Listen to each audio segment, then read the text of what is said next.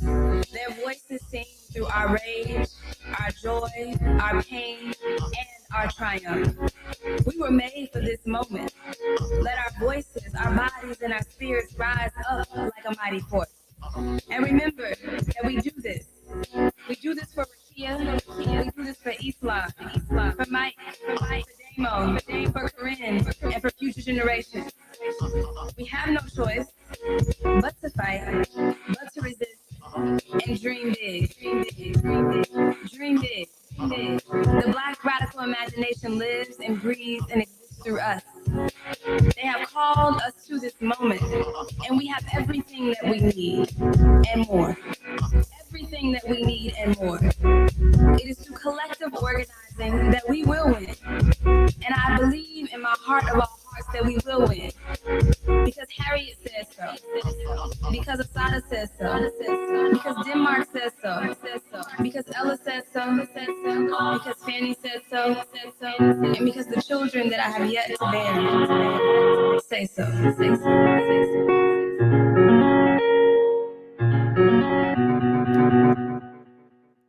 Welcome to the Piper Carter podcast. You are listening to Piper Carter on the Detroit is Different podcast network. I am in the studio. It is officially Black August. Yes, we it are is. in Black August. And guess what? We haven't podcasted in a minute. There's been a lot going on.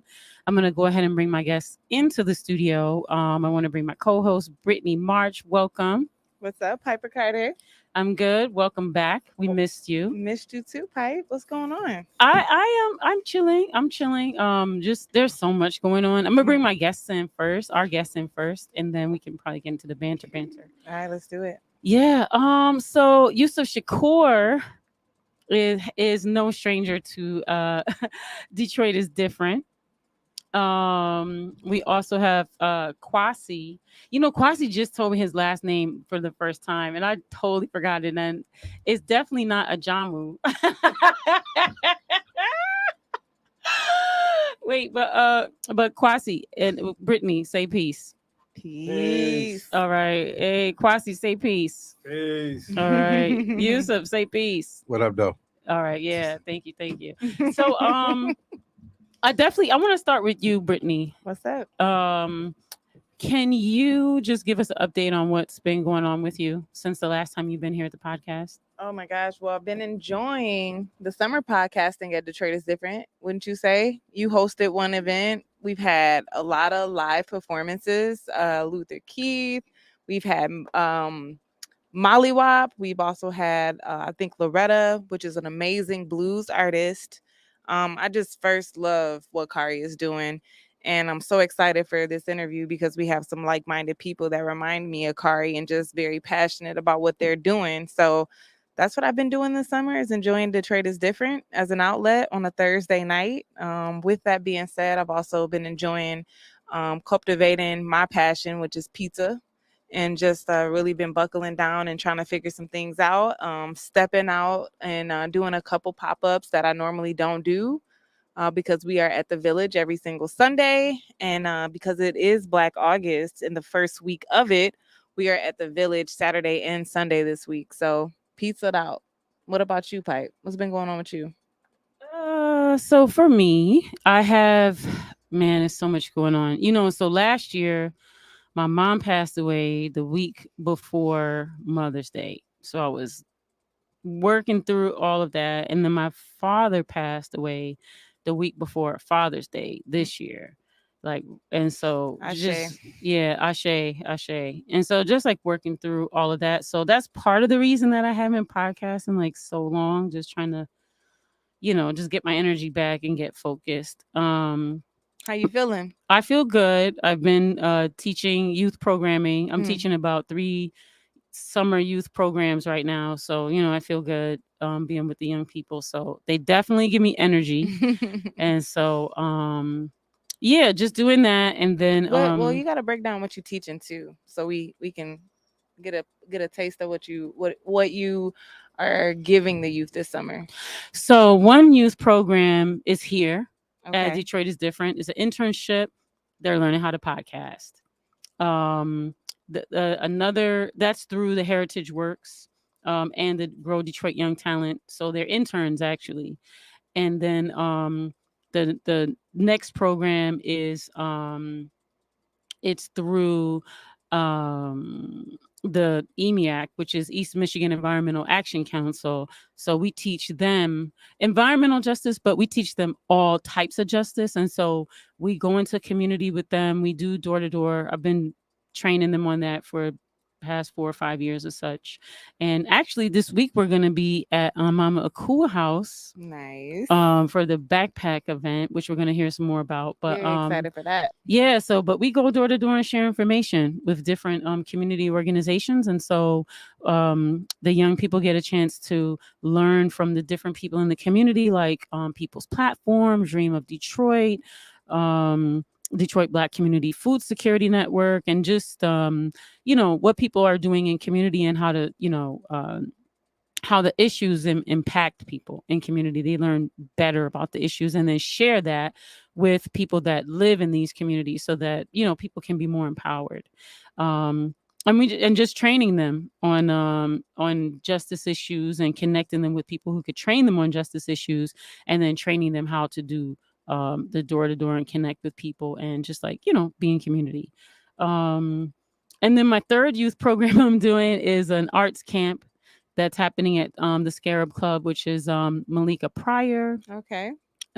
She's curating it, and it's basically about her grandmother, Del Pryor, who was the first African American art gallery owner here in Detroit. Wow. And so she the young people are learning about her legacy, and then they're doing art. They're connecting with different arts, and we take them on field trips to the different galleries and museums and things, and then we teach them different art classes like drawing, painting, photography, and stuff like that. So that's just like a 2-week art camp that ends in 2 weeks, and that's the little kitty. So anyway, that's enough about me. I want to get into our guests and everything like that. Let's do it. Yeah, I'm gonna pass it to Yusef. So Yusef, we usually just start with like some banter and just, how we're doing, what's going on with us, and just like update folks on like, where we are in our life at this moment. So yeah. So what's going on with you, brother? I'm fair for old square.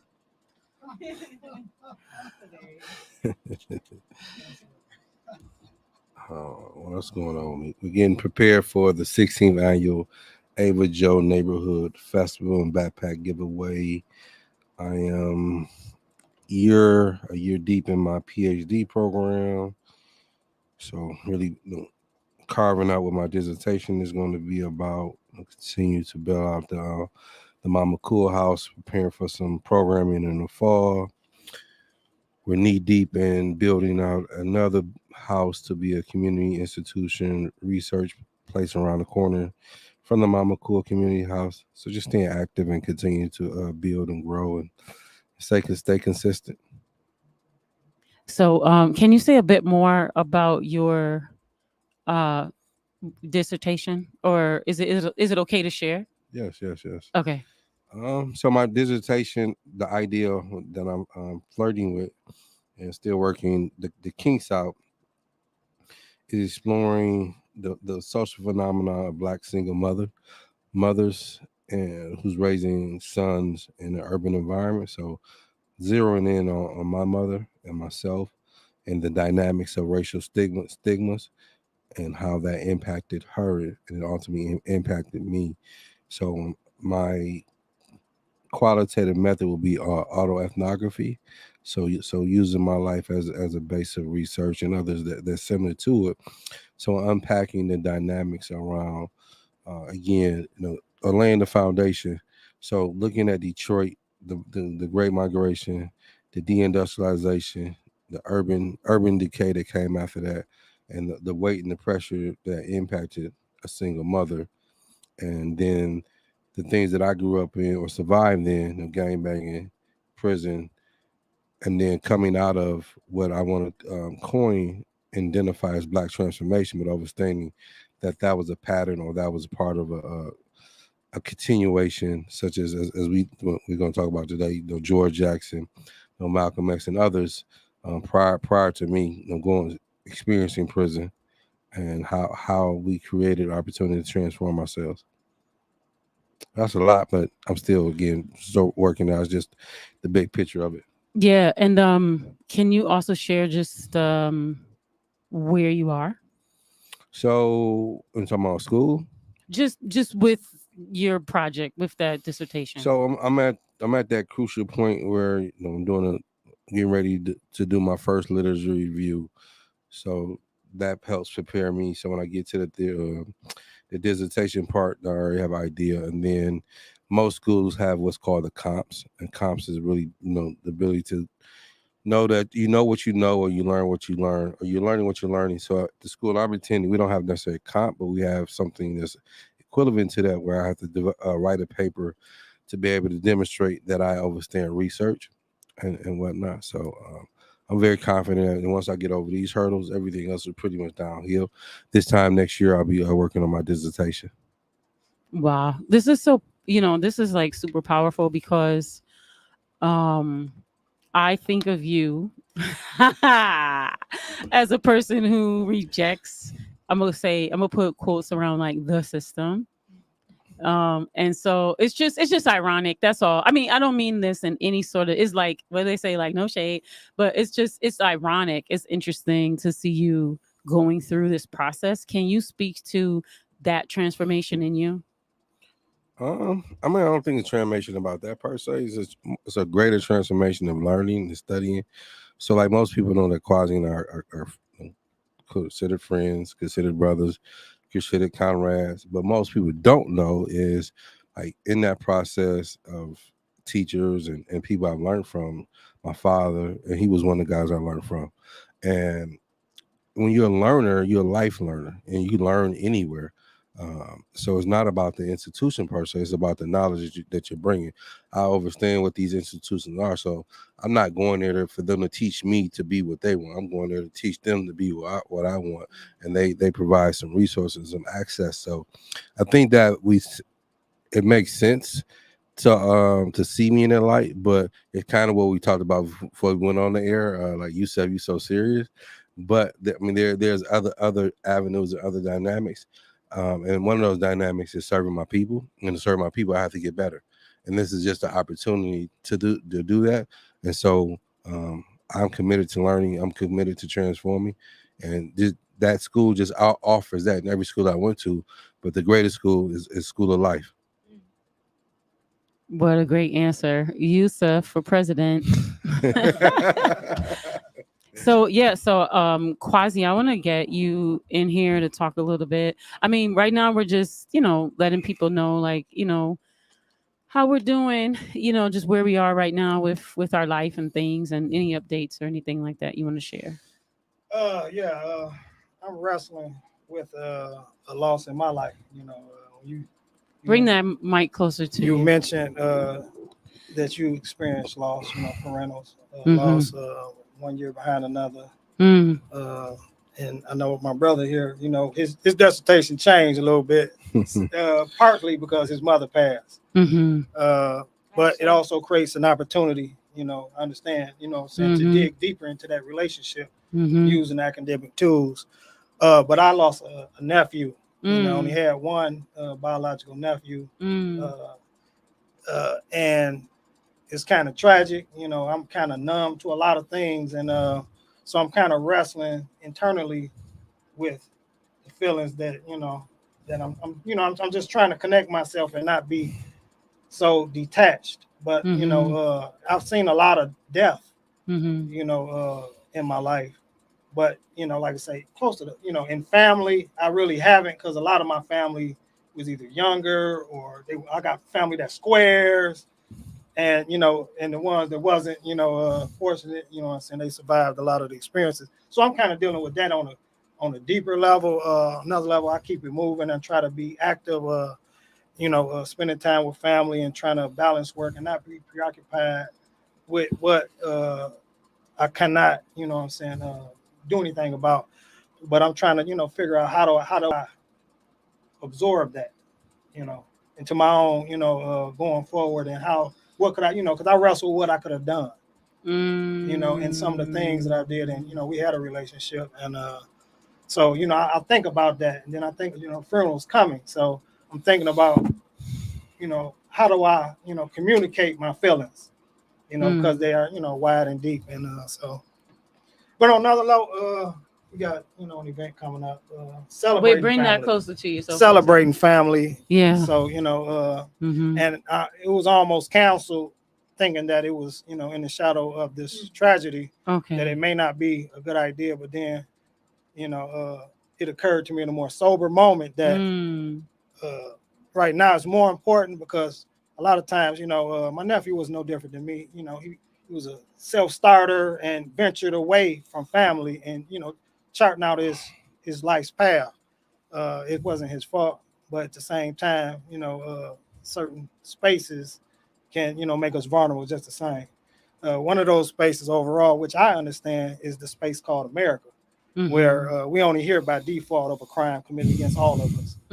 So, I'm trying to contextualize all this and help it make sense without, losing that closer personal connection. Yeah.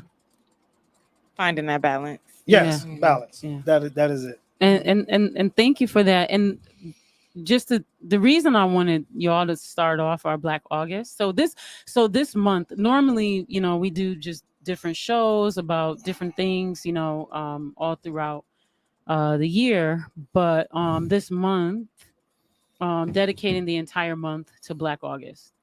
And just decided to do that because it's such a rich time and an opportunity to really dig in and get some different types of stories. Like, so you all are starting off our Black August.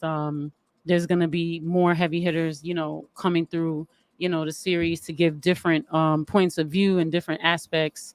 I consider both of y'all freed abolitionists, as the as having lived through, personal experience of the atrocity of incarceration and captivity, and being out here now, just planting so many seeds and so much regeneration that y'all are doing. That's just, the opposite of that, horrific experience that you went through. I do want to talk about that, but before we go into your personal story, I wanted y'all to, because just so people know, we have two scholars, learned, studied, book libraries, walking libraries, that have just absorbed so many pages and pages of powerful information. So I'm going to ask y'all to center us in the history of Black August, Love that. and maybe I can just have both you and Yusuf give us that history. So does one of y'all want to like start us off and just go all the way back, like, treat us like we're, the 4-year-old and we don't know anything about, George Please. Jackson, just like start us from the beginning. So who wants to kick it off? I'll start with one. I don't consider myself an expert on Black August. More so than me. Yeah, I say that to say because it has evolved. When we learned about it, we learned inside, right? And we learned it from firsthand experience. And so just establishing the groundwork, Black August is about a commemorating the life of Jonathan, George, and what's the other brother? Katari Golden. Katari.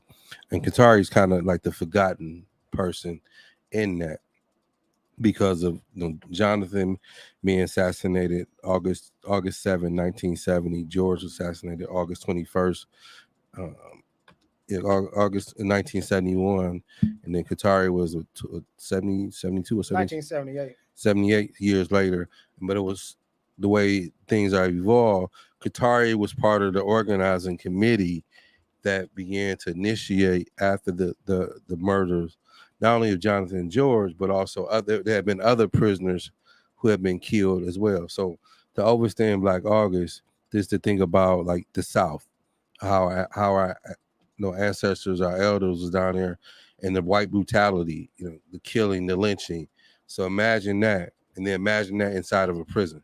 Right, and the guards, having, you talking about this in the 50s and the 60s, like racism at its highest height, particularly because there's no check and balance. I mean, there's really no check and balance out here, but there's really none out there. So folks who are trying to organize or just do anything, and they just shooting you. They setting you up. And George rose to the top. When I say rose to the top, because of his studying, as he said in Blood in My Eye, I met the gorillas. I met Marx, I met Lena, I met Shay, I met Fanon, meaning he met the authors. He read these individuals, and these books had a profound impact on him. But it was at a point in his life. And here's the thing that doesn't get talked about: life. George was a common criminal. As a result of as Kwasi pointed out, the dynamics of America, capitalism and the structure of that, put you in the space of surviving, and then getting in prison and not having direction, in the part of the gang or started the gang, just doing all kind of crazy stuff, right?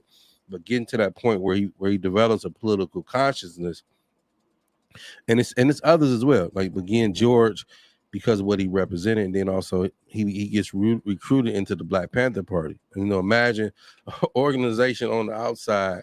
You're working so hard. You're representing a strong line. Like shit, hey Kwasi, we gonna recruit you from the inside to represent that. And so George became like our new example of Malcolm X. We hadn't seen, even though there was others, but no one has really had been talked about, had been written about, had that visibility, since Malcolm and George was like the next level of a guerrilla revolutionary, and that was profound. And so I think when you talk about Black August, I mean, I triple or I simplify by saying it's like Black History Month on steroids, because of the history there. But it's different. The difference is because sometimes in trivializing Black History Month, we trivialize Carter G. Woodson, not knowing the history. Like Carter G. Woodson didn't select it because it was shortest month. It was actually Black History Week. Others made it Black History Month years later. But the difference is it's about the resistance. It's about the movement inside of the prisons. It's the ability to be able to, whether you're capable of fasting, but more importantly, however you can do it, it's to better your life.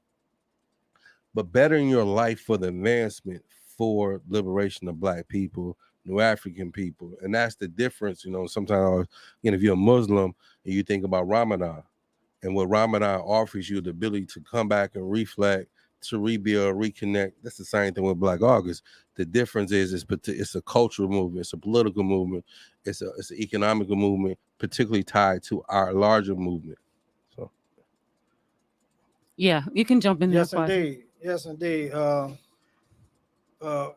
We were incarcerated in Michigan. It was in California prison system where Black August began. Again, it was George and Jonathan Jackson kind of took the lead in the popular consciousness, but it didn't begin. Katari Golden was killed. He died actually from medical neglect. right. And in that neglect, people know that the prison were deliberate in not allowing him to get the medical attention. So it was deliberate.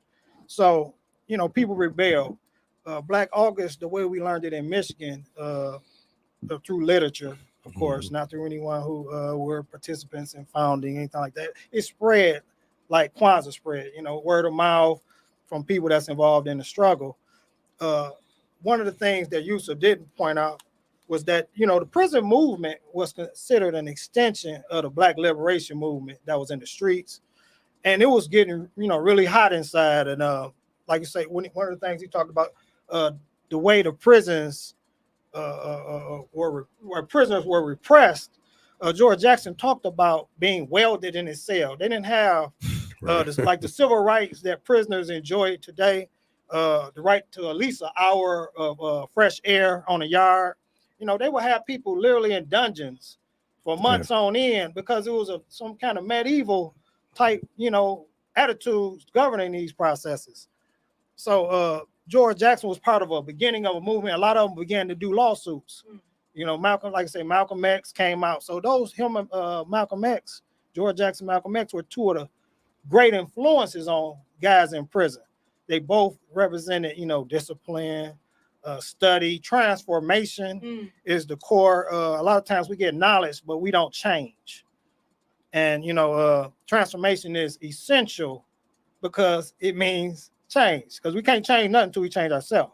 Because we're going to take our old raggedy, ignorant selves into some kind of new future. It just don't work like that. We have to be the change that we want, and we are changed first before we can even change our situation. Because otherwise we wouldn't even fit in a newer arrangement. We would find problems with that. So Black August, we also thought about the other days of resistance throughout the month of August. Marcus Garvey birthday is in August.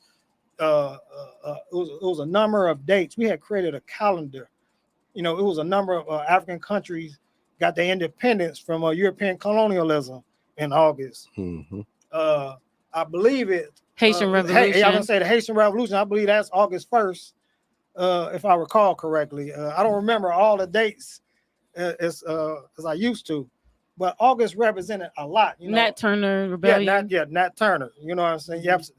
We keep just naming them off. So many. The raid on the RNA residence down in Jackson, Mississippi in 1971. You know what I'm saying? August 18th. It's a number of radical things that kind of just come together to make Black August just a power-packed month, a month to be inspired. Like I say, one of the things that I was sit back a little tardy coming here, but it's because I just got through cutting grass, and then soon I cut grass, I was breaking my fast. And so I was eating, and I was hungry, and I got relaxed, and then I get a phone call. So I did real quick. Can you speak about the fast? The fast part of Black August. Black August has some features. One of the features that is fasting. There's no strict rules that I'm aware of. I've heard different things from different people that I respect. Whether it be sun up to sundown. Just no food, liquid only. I done heard different things, and then it's other fasts. But you refrain from drugs, alcohol. You're supposed to engage in study, exercise. So, the key thing is to center us in the struggle, not, in some kind of polite way, but it's like we get here enough for something that's serious because if we really think about it, we don't end oppression, meaning we have to be proactive in ending it and not, waiting on them to change it. We don't end oppression will never end. We have not had a single day of peace since we've been here collectively. There's always been tragedies. There will always be ambulances to chase and fires to put out. The key thing is, what are we struggling for? Because we seem to always be reacting, and not that we shouldn't, because we got to, defend ourselves. We got to stand up for ourselves. We got to protect our quiet life and our human dignity. But ultimately, we have to be striving towards something. And we can do that whether there's an instance of police brutality, whether someone's getting evicted or not, whether you're working or not working. We should be working towards self-determination, control of our own destiny. Can you speak about the study aspect? Because I know I've heard different books that we, quote unquote, should be reading, but I consider you and Yusef when I look to different books to read in general. But what are some books that people could be reading during Black August? Or like, an amended, maybe short, reading list, or a reading list to look to? Well, I'll just go back real quick. In terms of celebrating or engaging Black August, it's really about what your mental, physical, and spiritual capabilities are. And everybody doesn't have the wherewithal to fast. So if you can do something, but it's about showing some level of sacrifice, but also some level of improving yourself. And so getting to the study part, that is the essential. Again, if you go back to the root of those inside, for George epitomized that. So in terms of literature, what we learn, all literature is not equal. I repeat, all literature is not equal. Knowledge ain't knowledge. Right. If you're going to read a novel, I strongly recommend a book called The Genocide File. I strongly recommend Spook Who Sat by the Door if you want to read a novel. Richard Wright. Richard Wright, right? Some things that's really going to... Right. Some stuff that's going to sharpen your mind. Some things going to make you, rethink and relook, not continue to pacify you and just be the normal. Off the top of the head, the autobiography of Shakur, Malcolm X, Franz Fanon, Destruction of a Black Civilization, the Miseducation of the Negro. I mean, one of my favorites, The War Before by Sophia Bakari. Why is that one of your favorites? That's one of my favorites. In context of Black August. She's just a fierce writer. Like everybody, I mean, we all can write, right? But when I read her shit, it was like, Who was Sophia? all right, okay, that's a better question. Sophia was a member of the New York chapter of the Black Panther Party. Ultimately, she was also a member of the Black Liberation Army. She became a political prisoner, and while she was inside, she did a lot of writing. And so her writings, I think shortly after she passed, her daughters had compiled them into a book. But prior to that, when I was inside, we would get books, different programs will send you books. So I wrote one program, they sent me a pamphlet, and this pamphlet was about Black women, their contribution. And there was an essay in there by Sophia, which was challenging the essay that Alice Walker wrote about sexism in the Black Panther Party. And she wasn't disputing that it was a sexism in Black Panther. What she was disputing was the framework that Alice Walker was writing from. And what the framework was, as if sexism started with the Black Panther Party, or started with the men of the Black Panther Party. And she brought a balance. She said, no, okay, yeah, there was sexism, but also there was manipulation by women with their feminist ways and et cetera. But also, the Black Panther Party was born in the context of oppression. So every element of our oppression that we took on. So again, as a writer, she just critical and honest and transparent.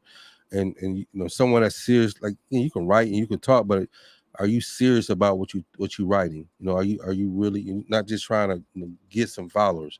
And that's why it's one of my top 5 books. Yeah. Oh, go ahead. Let us know.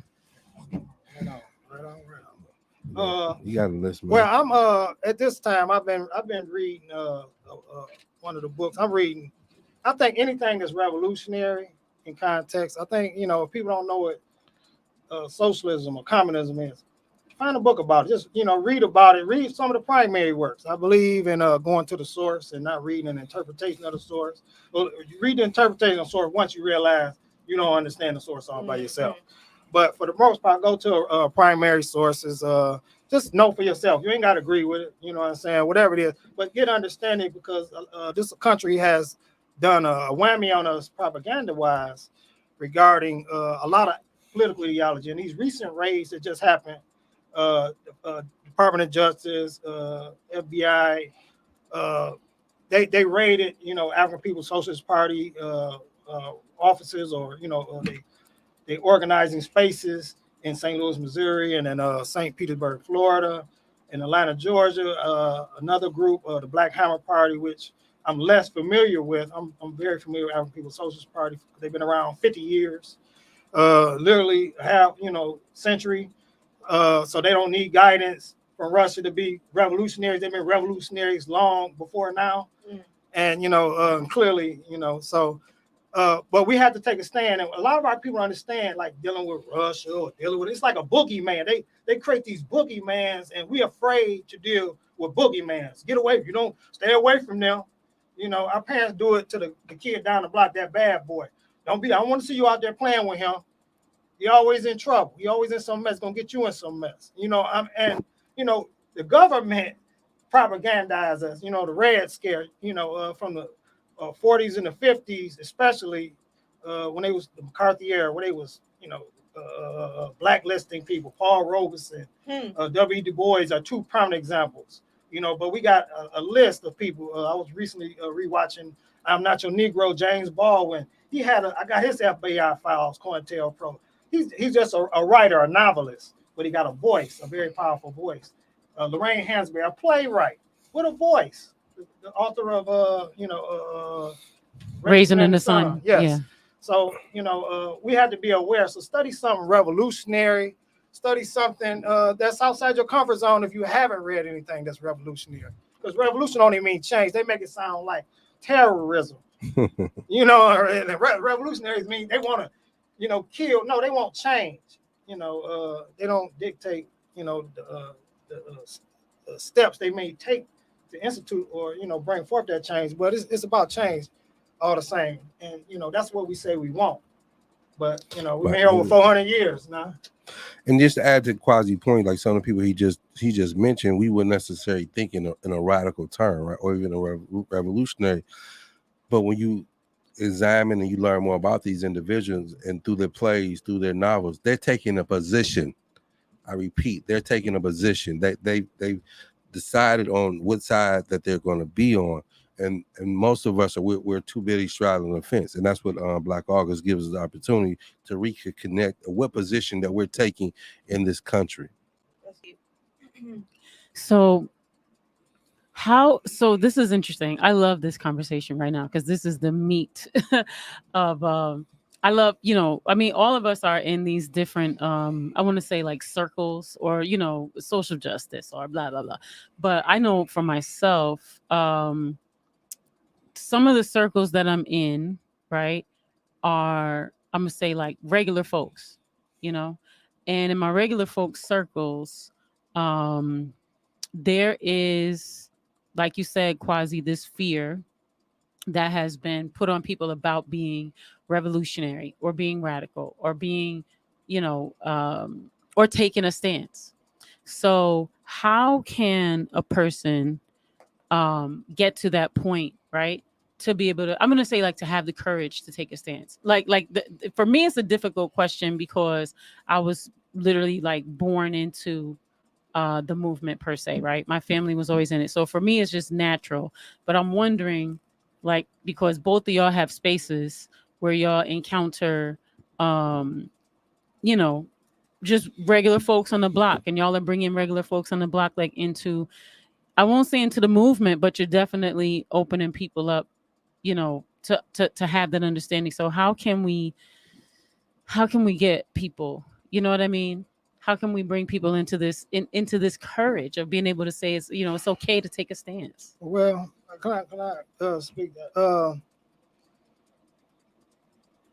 There's something everyone can do, whether they on the protest line, or whatever. It's a role. I mean, it's a role for watching the kids, making sure that they get, their homework done and getting fed properly.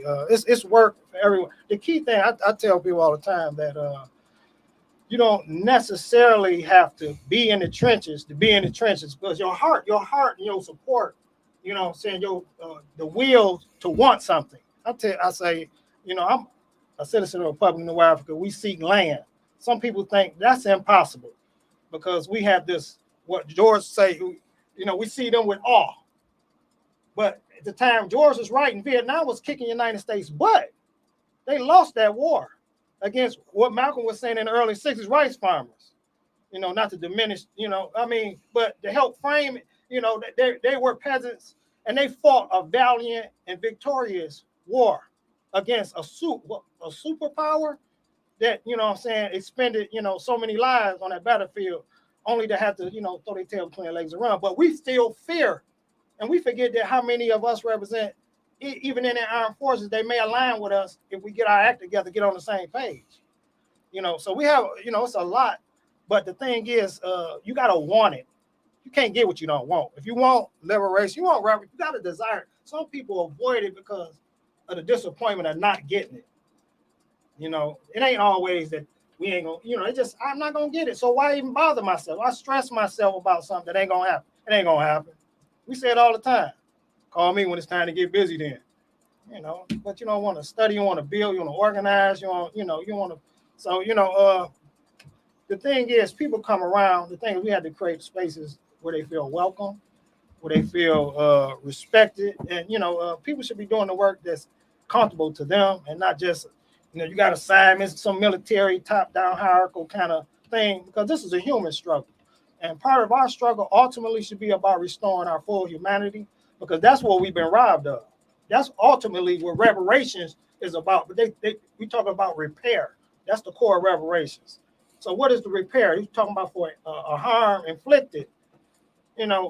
So we can heal ourselves. Now they can compensate us, but they can't truly repair us. There's nothing that they can get repair. They can give us compensation, but you can't put a number on the mental illness that has inflicted millions of our people over 4 centuries. You can't. Dollars don't even count. It's funny you say that. I always used to give the metaphor of if someone poisons you and you know who poisoned you, your first step can't be to go after the person that poisons you. The first step is to get the poison out of your system. Deep. You can't. It is scientifically impossible. So when you talk about Black August being centered around self, just like the 5 elements, just like everything else we believe in African liberation, Pan-Africanism, even in the religions that Black people seem to be comfortable with, the power of self is everything. It has to start there, so that's my only response. Yeah, man. Connecting to self though, because what happens is it's such a tricky word, right? Understood. Because of the society that we're up under. True. And the emphasis on, man, you gotta get the bag, you gotta, whatever. But it's the self is about us True. Connecting, like me get myself to get yourself together, and then we connect together. That's the ultimate self, right? And then within there, going back to the conversation around courage, the other side of it is we all got courage. However, is the courage being directed correctly?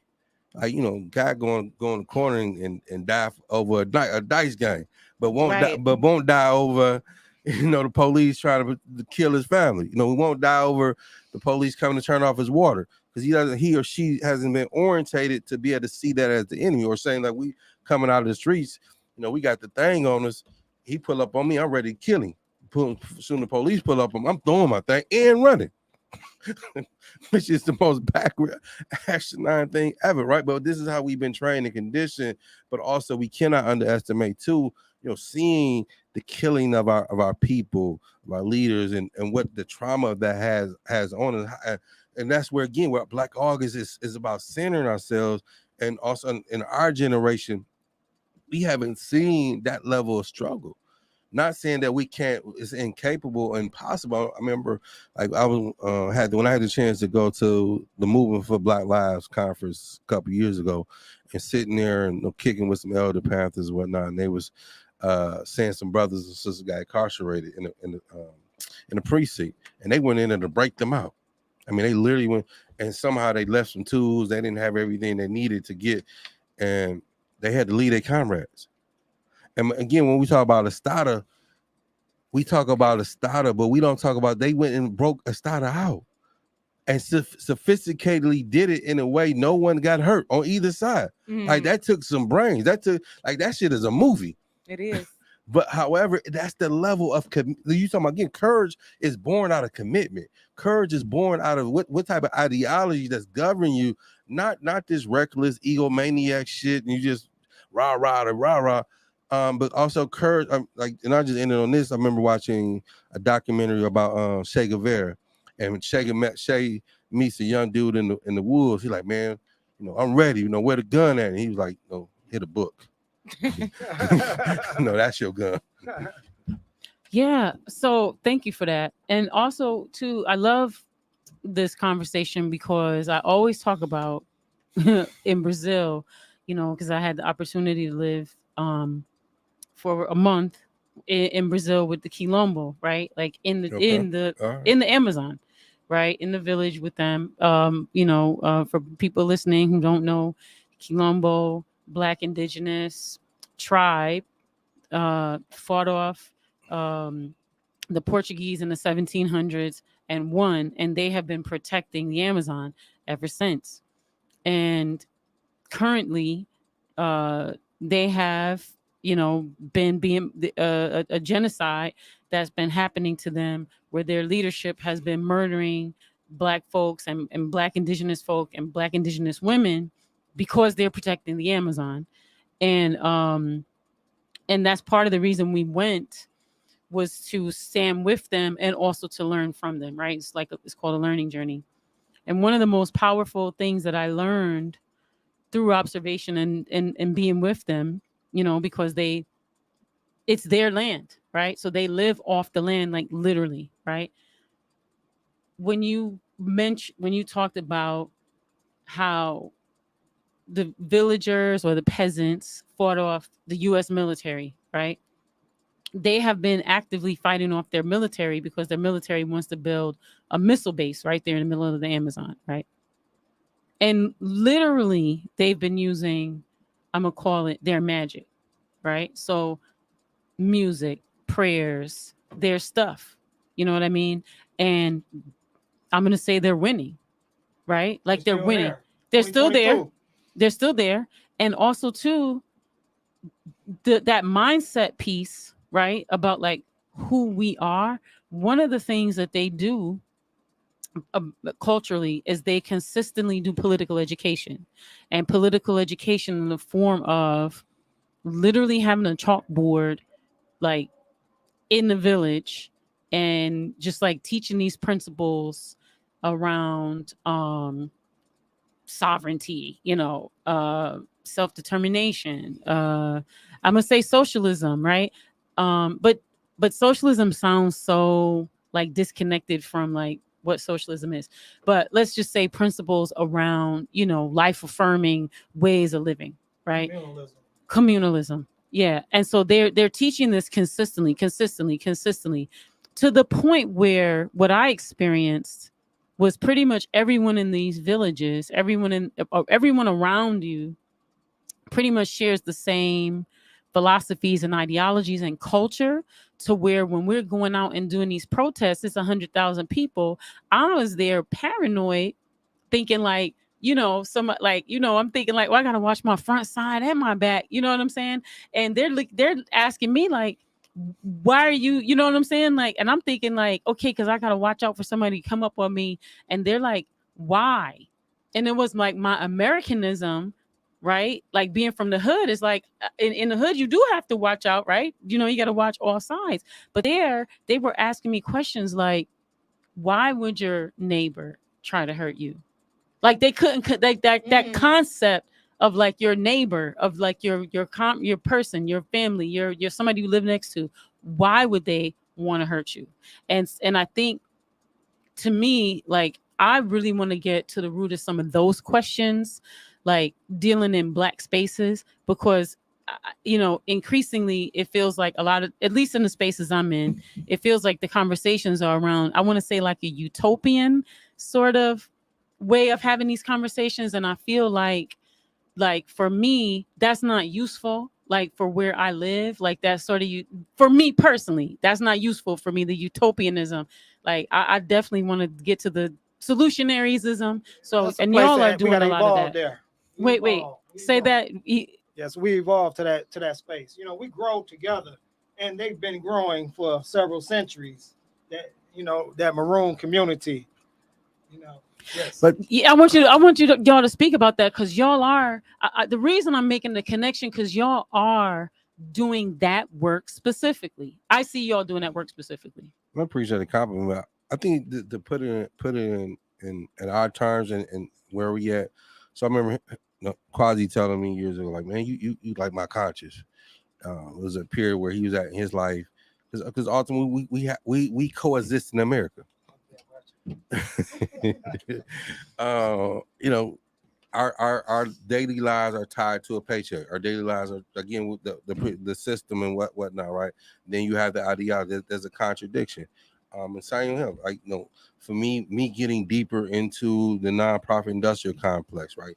His position, man, that's the welfare system, keeping me sharp, being my conscience within that. But that's a community that him and I share. That's the commonality of around a shared ideology, around a belief that we have. That community that you're talking about, they're functioning in a liberated community. Like they're at the highest level of a liberated zone, where these terms that we talk about, but in terms of practice, we have not got there yet. And because we're so inconsistent based upon of the society that we live in and the environment we live in, sometimes is very illusional. Like we get into protest and we may push the police back. Oh, that's a victory, but was that the right victory, or was that a sustainable victory? Right? We're not coming back to the table and reevaluating, re-examining, and we take those things. But also, I think one of the struggles that we struggle with the most is, Like the social justice space is not a Black liberation space. I repeat, a social justice space is not a Black liberation space. Reform and liberation, two different things. And we're confusing those things. I mean, and a lot of us, some of our best and brightest are contributing that, and I'm one of them because I work in that space. So we, like, again, political education. We now we're saying in social justice and nonprofits, we need political education. We're saying we're fighting for self-determination, and we're watering down that to get to that optimum space because we have not rooted ourselves in our neighborhoods and our communities to have the conversation like how we're going to fund that type of work that's not tied to a foundation. Exactly. These are the precise conversations I feel, but at least at me when I'm in spaces, these are the conversations that I feel that I personally push and get pushed back from. But I feel that these are the spaces that I want to lean more into just because, selfishly, my consciousness is sovereignty and Black liberation. And I see using the system to get the things we need, but I don't see that dictating my values or who I am or being, or that, or being led by, what I mean? Like those visions. And so I appreciate the work. I do see the work that y'all are doing though, rooted in sovereignty and Black liberation. And also I see y'all being a part of the transformation of your community and rooted in your community through transformation. And that's the part that I see when we talk about our ancestors' prayers. I see y'all living our ancestors' prayers, like, Kwasi, what you're doing on the east side, Yusef, what you're doing, you know what I'm saying, in Zone 8. I do want to get now into making that connection with the work that you're doing currently now, you know what I'm saying, with the shed, and how that's how you are transforming, you know what I mean, our city, honestly. For me, self-determination is a lifestyle. I mean, literally, outside funding, liberation cannot be funded and it be considered self-determination. Self is the beginning. When we talk about self-love, you have to love yourself. Self-respect. You have to do it for you. Towards yourself.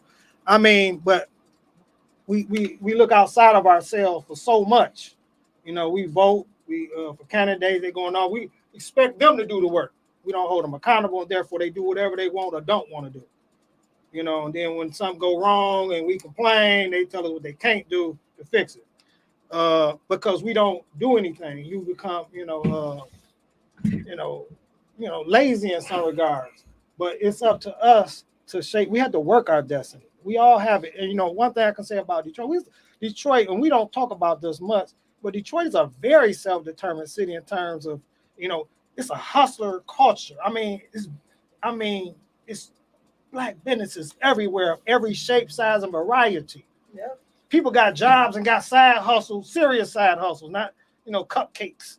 They serious, but we do it as individuals. Everybody. That's a key distinction. Can you dig into that a little more? It's capitalism at its purest. We take everything that we've learned that this society has propagandized towards us, and we excel in it beyond those who brought the lessons. We're more individualistic. It's about me.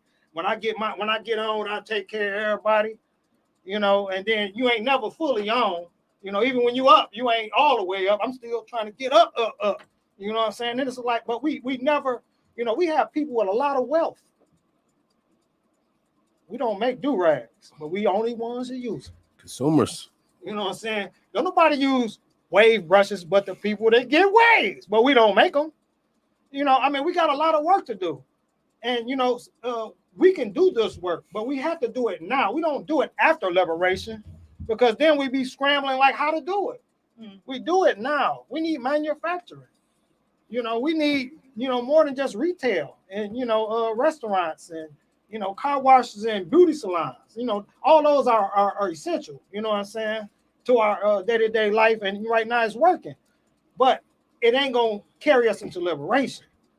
And we have a lot of brilliant people, but we not working together. We're not on the same page. We think because this class struggle, we're not dealing with the class element. Some people are doing well here and don't want to rock the boat, don't want to change anything. That's that courage piece that I was kind of digging into. But That it is not just the wealthy. I mean, it's even the what do I want to say? I mean, it's a like a liberal mindset, if you will, neo-colonial mindset. But it's deeper than courage, though. It goes back to the ideology and the comfort. Because again, if a person may be thinking this way, but like Kwasi just point out, it's easy to get trapped. It's easy, like for myself, coming home. Oh man, I just love your story. You're so great. You're better than the rest of the Negroes. They just sucking your toes. They blowing in your ears. They just telling you everything that you want to hear. And if you're not grounded, you believe that. You know what I'm saying? Like, when we know social media, it's addictive. Oh man, did I get any likes today? How many shares I got? You're looking for that's part of this culture that we have to distract ourselves from, because why? It keeps us distracted. I mean, yeah, every other day we're arguing with each other over some shit that doesn't have, like, now the new argument is Beyonce and Kels, whatever the singer name, right? Khalees, thank you for that. And tomorrow it's gonna be another thing. But Kwasi great point. And then to help understand, like you said, the Maroon Society, we can build a Maroon Society here in Detroit, but we have not connected the dots. We have the puzzle pieces, but they're separated. And until we have the truth, like the shed, if the shed survive and Mama Cool House closes and Detroit is different closing and Mama Shoe closes, we lost. Like, we need each of those institutions and other folks. But the problem is, are we willing to lose? Are we willing to leave our egos at the door? Are we willing to bring our rice, our peas? Are we willing to have the value conversation and define what role that everybody's going to play? Mm-hmm. You wanted to jump in on that, Kwasi? Yes, please. One of the things about the shed is I'm very intentional about the things that I offer. I create the art, I create the apparel. It's not the most popular place in Detroit, though. People, when they come, they like it. And I say it's not the most popular place, but I don't have the popular things. I do everything that I do. I try to represent. I say Black History 365, but it's Black August 365. It's Kwanzaa 365. It's Liberation 365, because ultimately everything that I'm pushing is liberation oriented. It's not profit oriented. I'm very intentional to introduce people that people may not know. Books, personalities, historical figures, and it's intentional because I want people to know them. And if I don't introduce them, I don't know where they'll learn them on their own. Because people are not talking about, for instance, Harry Haywood. Nobody talk about Claudia Jones. Ask them who Cyril Briggs is, and they're clueless. Ask them if they ever heard of League of Rights for Negro Liberation, a prominent land-based seeking organization in the 40s. And guess who was the chair? Who? Poet Laureate Langston Hughes. Oh. I mean, but we don't know this. Mm-hmm. Well, we don't know that. So it's a great segment or portion of our history to get whitewashed, to get washed to the side. I'm going to use a brief example that I like to point out to people when we talking about books over at the shed. Is I have a book called The Rebellious Life of Rosa Parks by this European woman named Joanne Theo-Harris. Brilliant book. Highly recommended. Highly recommended. I learned things about Rosa Parks I ain't never learned nowhere else. She almost talked about the stuff that they left out almost, it seems like. For instance, one of the examples that most impressed me was when Mario Baddelli was in jail after they raided the house during Black August 18th, 1971, when the federal FBI rolled a tank up on the residence when they was trying to establish a base in Mississippi, land that they were buying and trying to build up to, towards nation development. They raided them full force, had a shootout. When he was in jail in the Mississippi prison, now early 70s, it was just like in the early 1870s, Mississippi. It's still like that. It was in the 19, now Mississippi is terrible in that regard. Rosa Parks from Detroit, because she knew Amari because he's from Detroit. He was here. Republic Noir was founded in Detroit before they moved there. She knew him. She was fond of him. Rosa was fond of a lot of militants in the struggle that most civil rights folks frowned upon. The Black Panthers, the H. Rap Browns, Jamil Alamin, so on and so forth. She admired them and she supported them whenever she could in her own quiet, a low-key kind of peaceful way. She wasn't a noisemaker, but she supported all of them. She called the prison every day to make sure that they don't kill him. This is Rosa Parks calling, checking on Richard Henry. Wow. Yes, she did. Yes, she did. All right, in contrast, let's flip the story over a little bit, just to show how class and struggle orientation can influence how you put information out there. It's a brother from Detroit named Herb Boyd. Been in that struggle. He was in the struggle. I read some of his writings since the late 60s, early 70s. I got some of his stuff at home from old magazines I've collected. He recently wrote a book, maybe 4 or 5 years ago, called Black Detroit, A People's History and Self-Determination. He mentioned Milton Henry in the book probably twice in a context totally unrelated. You didn't hear the Republic Noir probably in there at all. But it's a book about Detroit where we're talking about two premier figures in the Detroit scene throughout the 60s and the 70s. Milton Henry was a close confidant and Confederate of Malcolm X. He traveled to Africa with Malcolm X, a Yale-trained attorney who was, one of the co-founders of Republic of Africa. They were elders of the movement. They were part of the, Freedom Now Party in the early 60s. They were, how do you leave them out? They were affiliated with everybody. How do you leave them out of a book on people called A People's History of Self-Determination? Because that part of the story, they rather you not know about so you can focus on what they want you to know about. They want you to know about marches and petitions and electoral politics and the intrigues and the campaigns, but we don't talk about the struggle or the pursuit of self-determination on our own terms, at our own time, with our own resources. We don't talk about that because they don't want us. Some people doing good. They got a job with America. America taking care of some folks. And those are the folks that make colonialism neo, because those are the ones that keep us all locked in. And they could get a persuasive argument about why voting is, you should vote or die. Yeah. So for me, right, I think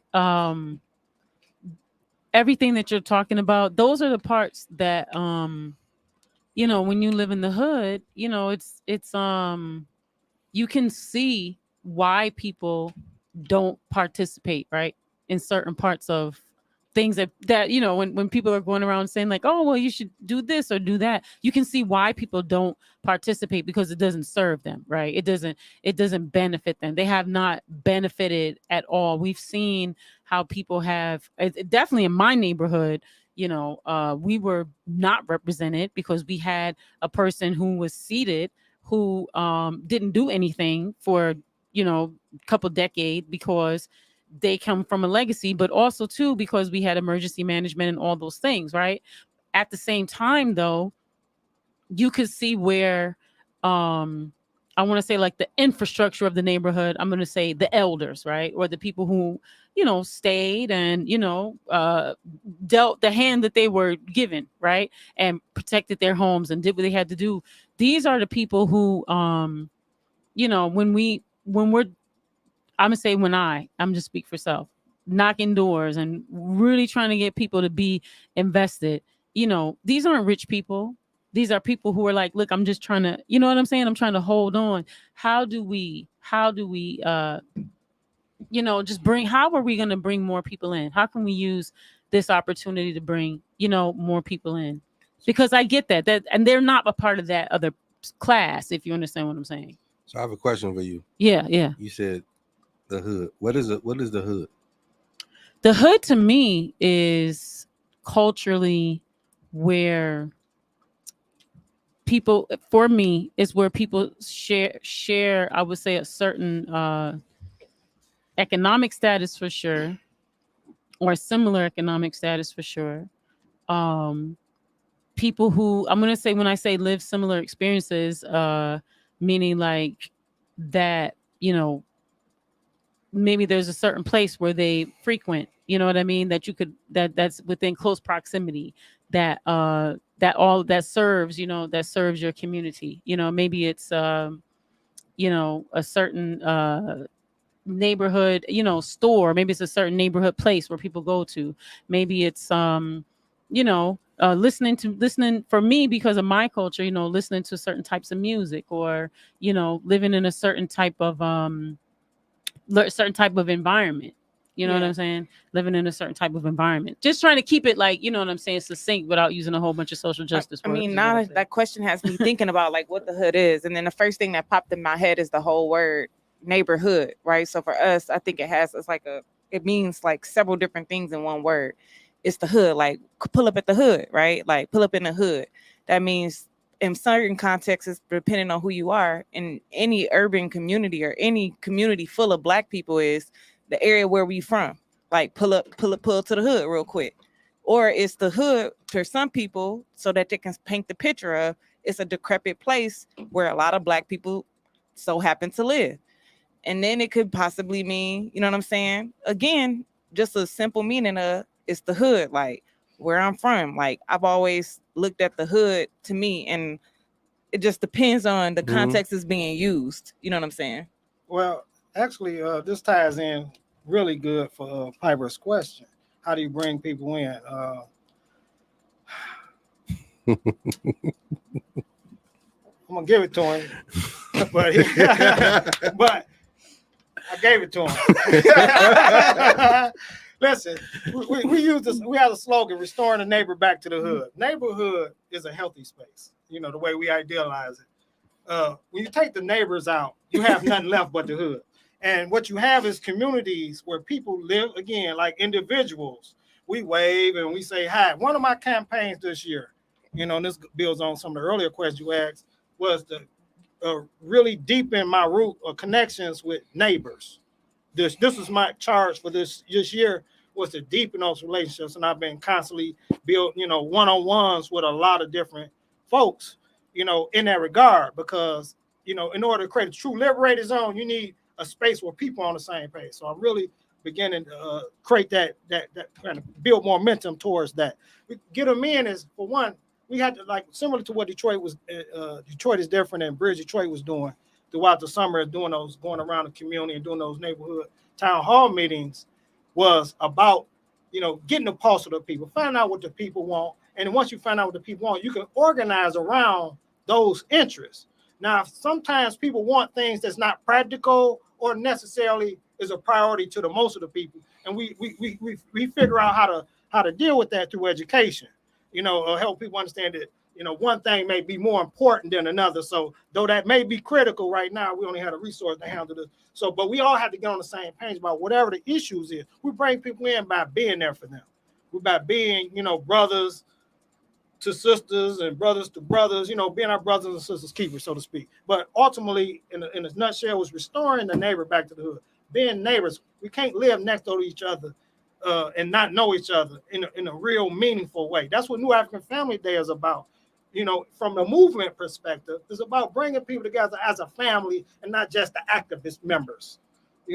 Let's all get to know one another. Let's deepen our bonds within the struggle, but in a festive environment. Not necessarily we got to go no political conference and everybody, talking politics. But let's get together, break bread, have some laughs, fun, reminisce. If somebody want to build on the side, that's cool too. But that's a choice. It ain't mandatory. You know what I'm saying? The thing is, bring your kids, bring your grandmother, your auntie. It's a multi-generational enterprise. And people want that. People want that. You know what I'm saying? I think more than what we really realize. Yes. Children do too. Because children listen to adults that approach them and treat them with respect and not just yelling and fussing, but try to communicate to them, because now they listening like, oh, okay, never heard it this way before. But that didn't stop the kids tearing up the volleyball net at the park cross street. I went over there several times. But the question, I think this is another topic in itself: the hood versus the neighborhood, and everything you guys said is not right or wrong. It's based upon the experience, and the significant thing about that experience, the hood word to Brittany's point is, it became a code thing for Black, right? And then to to Pipers, it is a cultural experience. However, what we're missing, the economic oppression, the political oppression, which shifts the, like when most people you say come to the meet me at Detroit different. Oh shit, that's a scary block. My car gonna be safe? And all those are legit concerns, right? But it's a reason it's like that. But what happens when we say the hood, we're not changing that. We've accepted that. It's kind of like the anti-blackness. Like it's so fixated in our mind. It's always going to be that. We talked, and this is part of what you're saying, like trying to reach the everyday people. We have to penetrate and break that type of mentality to recalibrate it to get it. That's what Kwasi's saying. We ain't trying to get the so-called like-minded people. We're trying to get with like value people to build them up into because any successful movement, it was about the everyday people. Once we got the everyday people, the movement blew up. Organizations blew up. Fred Hampton was an everyday person. Going again, bringing back full circle. George Jackson was an everyday person. It was just his reading, his studying, Angela Davis, etc., that put them in the position that they're in. Yeah, I like that. I like that you're giving us this context. So how do we make it interesting and fun? I guess like this, like, so for instance, I know when I knock doors, right, and we're talking stuff, I'm gonna say like defund stuff or whatever. If let's say I knock on grandma's door, what grandma's saying, but there's this woman across the street, she's like, oh yeah, nah, we need the police, which is interesting because the brother that's down the street that I'm talking to that probably shouldn't, let's say like he's a neighborhood, what would you say, a business person, right? He's like, oh yeah, we need the police. And so how do we make that political education more accessible? I want to add to that because I want y'all to answer her exact question. But it brings me back to the point of the conversation when we talk about her experiences in Chile and Brazil and them having this experience and where they're at in their process of collectivism. Like when you talk about needing the police or defund the police and we don't need the police, where are we truly in that process in our neighborhoods? Like to say we do or don't need this structure when we know what is happening in these neighborhoods in certain places. Like where are we at as a collective to say what we need to be doing when it comes to self-determination and governing ourselves? But I want you to still answer her question, but that is what comes to my mind as well too when she talks about, No, that's a very similar valid question. It's a similar question. And it's very valid because people have legitimate concerns. Oppression is real, and the dynamics and the side effects of it, which the harm that we do one another is real. The key thing is, I think the defunding police was more about taking some of their budget. They have exorbitant military level budgets, $300 and $400 million, and they're not resolving anything. Correct.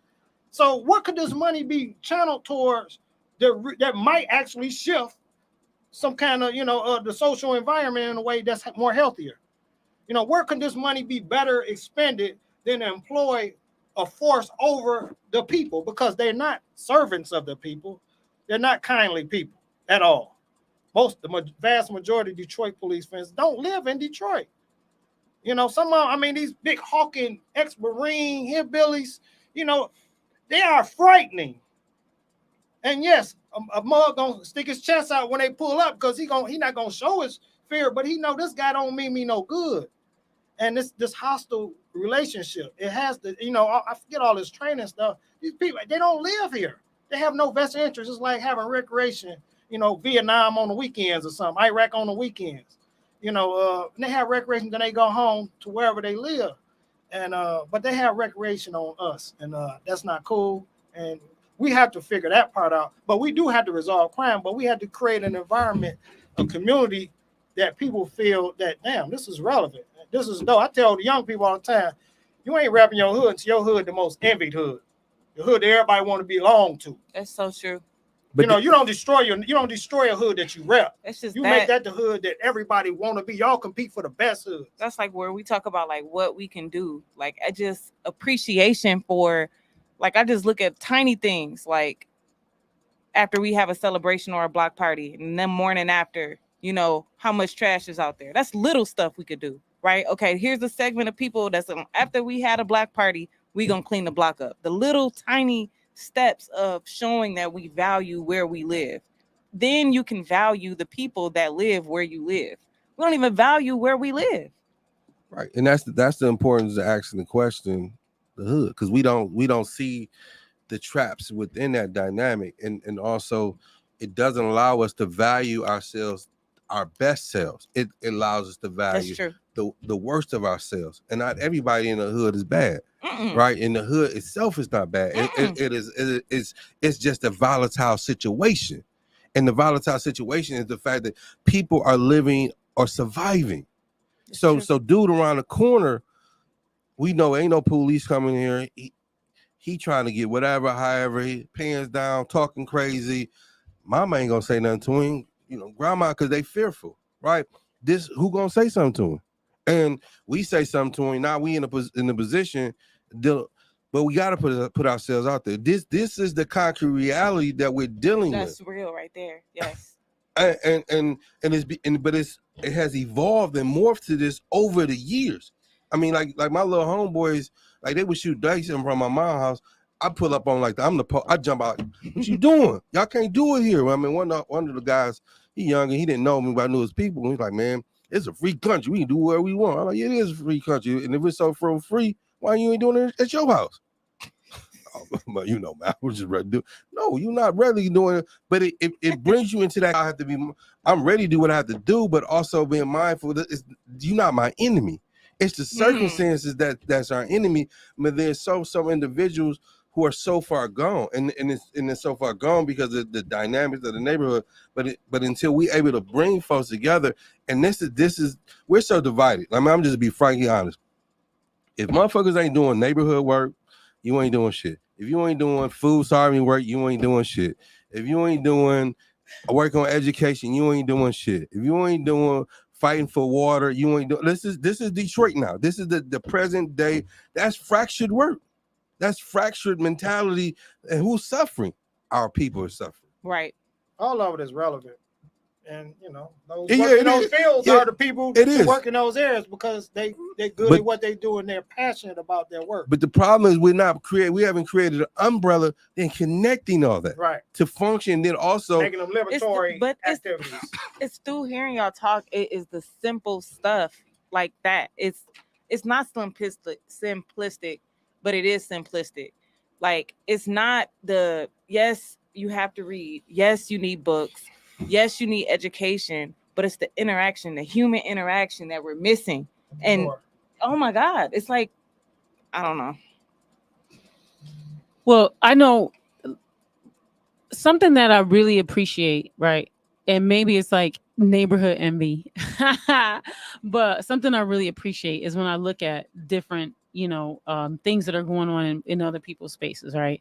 And I love to, support what other people have going on because, I just love when people are, doing things and having had a space and having had my space, gentrified and having been raided by cops and, been, that whole thing, when I see people, investing in their space, like it makes me want to dig in and be like, oh yeah, let's help you, keep this thing going. Because, when we talk to our people, the first thing they say is ain't nobody doing nothing. Like you said, Yusef, people want to make these like big sweepy, ain't nobody doing nothing. Ain't nobody out here doing nothing. But there's actually like a lot of people, to your point, doing a lot of things. So I wanted you to also share a bit more about what you're doing, like at the shed, Well, the shed, for the most part, is a commercial enterprise, but it's also a community space. As a community space, it's just a space, a safe space. Without fancy a Liberated zone, they still collect taxes. But I fancy the Liberated zone where we create the rules, and we try to create the space or the climate that we would have or desire in an independent country. Mm. And we like to function, with just new values. And I get to say what we can say in this space. You know what I'm saying? We don't, certain things I try, but ultimately it's a community space. I want to be accessible. It's across from a park. People use the park. The park is just very useful. However, sometimes they know that the park, anybody can come to the park, and then the park can, shift gears in a moment's notice. And so, people sometimes just won't. But I also do it because I want people exposed. I create the art and murals, and I got more that I'll be setting up before New African Family Day. But I want, expose people to aspects of our history and culture and people and personalities that they're not necessarily familiar with, that may be influential and impactful to them. Messages, similar to some of the art is about the African origins of reading, writing, and arithmetic. Got one piece I'm be setting up about the history of the city of Timbuktu, a city of learning, where people travel from around the world to Africa to learn. Like students should excel in math. STEM should be, majority African people, because it's in our DNA. We've been doing it the longest. But, our history was disrupted through colonialism and neocolonialism, what I'm saying, through the barbaric, invasions of Europe. So our history was disrupted, and we're trying to get it back on track. We have a lot of brilliance among us. They never stumped us all the way out. You know what I'm saying? They never was able to do that. You know what I'm saying? But they did inflict some harms upon us. And, it's only on us to repair those harms, as we said earlier, and, realign ourselves to, our greater destiny. Because ultimately, all these diseases that we've acquired since we've been here, diabetes, heart disease, breast cancer, fibroids.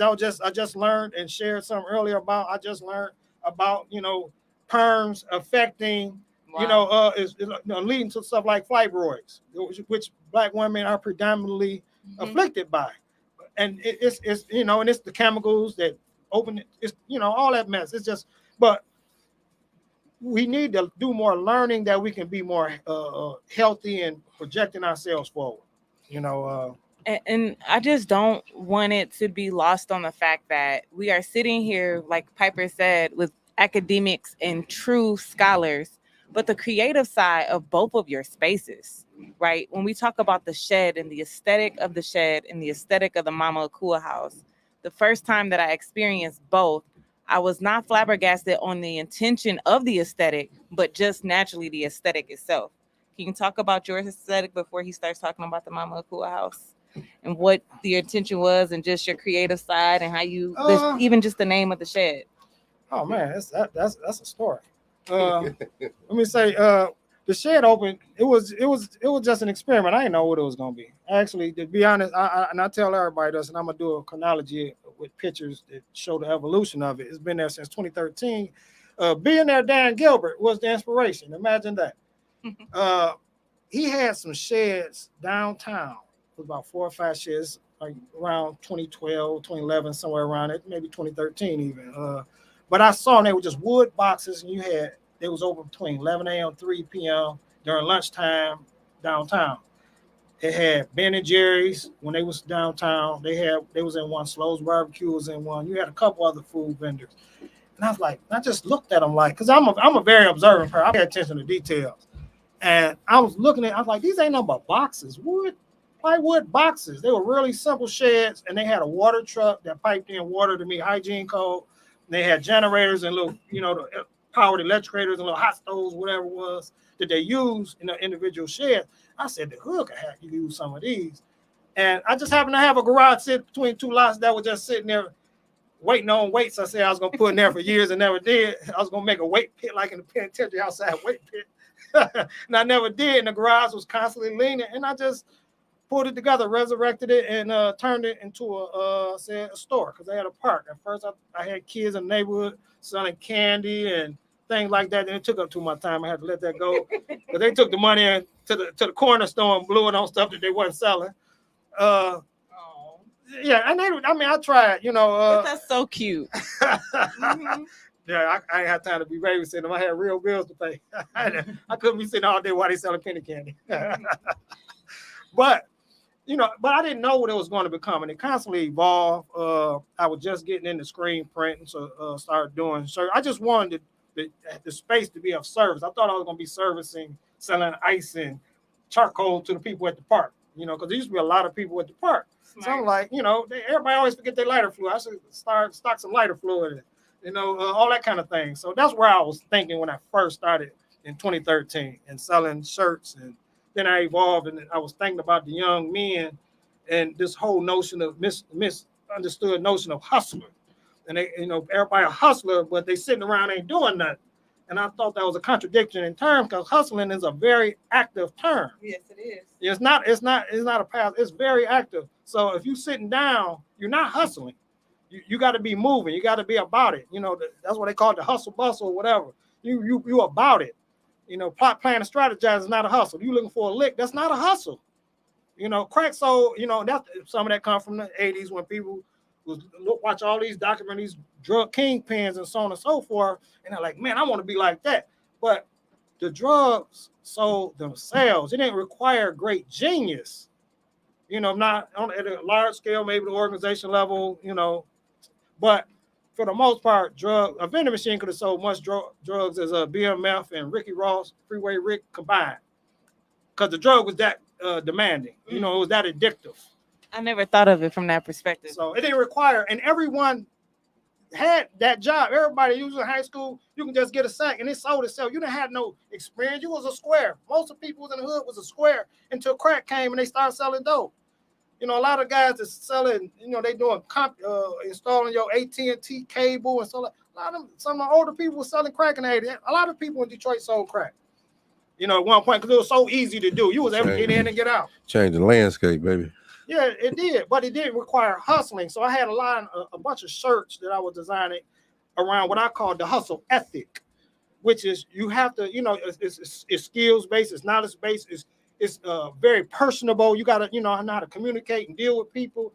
It's not about some quick lick. It's a lot more involved in hustling, for it to be of any significance to you. So I came up with a bunch of shirts. So it went through a phase where it was kind of focused on the hustle ethic. And then I just said, what, I'm skirting around the liberation struggle, because in my mind, people not that, and they don't care enough to buy stuff related to that. And I just decided that, I'm going to do it anyway. We say we need it. We say we need certain, I'm going to start selling books. I'm going to sell the books that nobody's talking about, but I'm going to recommend them because some of them I know about. And I think people should read these books. I find old out of print books, from 40s, 50s, 60s, 70s, and I make them available. I say go back and read when people wrote for real for Liberated. They weren't writing for book sales. They weren't trying to be a best-selling author. They was really trying to get a message out. Whatever their ideology is, Martin Luther King, he wasn't selling books for money. He was trying to get his message out. Malcolm X wasn't talking for money. He didn't have none. You know what I'm saying? You go all the way back. People were struggling. They were sincere about the struggle. It didn't got soft because the struggle was kind of like, is you broke? You know what I'm saying? If you broke, you struggling. You know what I'm saying? You got a couple of dollars, you good. You know what I'm saying? It's on that tip. And so, but the bottom line is we not struggling. And I say, go back when it was serious. When you can really evaluate, and they not trying to, manipulate words, sound slick, and influence you, but they were really trying to help you understand your reality and what role you can play in getting out of this bad situation. And so I said, let's sell books. We're gonna sell books. And I'm gonna create some art. We're gonna create some images. And I learned this because I did a display for a school, and they shared the word they call talking walls when they put like billboards and bulletin boards and stuff like that in the schools. And I did art for this African Center school. They got allowed me the freedom to create this art, and in creating this art, I was able to tap within myself some of the things I've always thought was relevant and needed among us. And so I began to create art for the shed, you know what I'm saying, and talking walls. And I tell parents, put these quotes or these proverbs, from these historical figures. And I try to always find figures that smile whenever I could, because we do need to see people smiling more.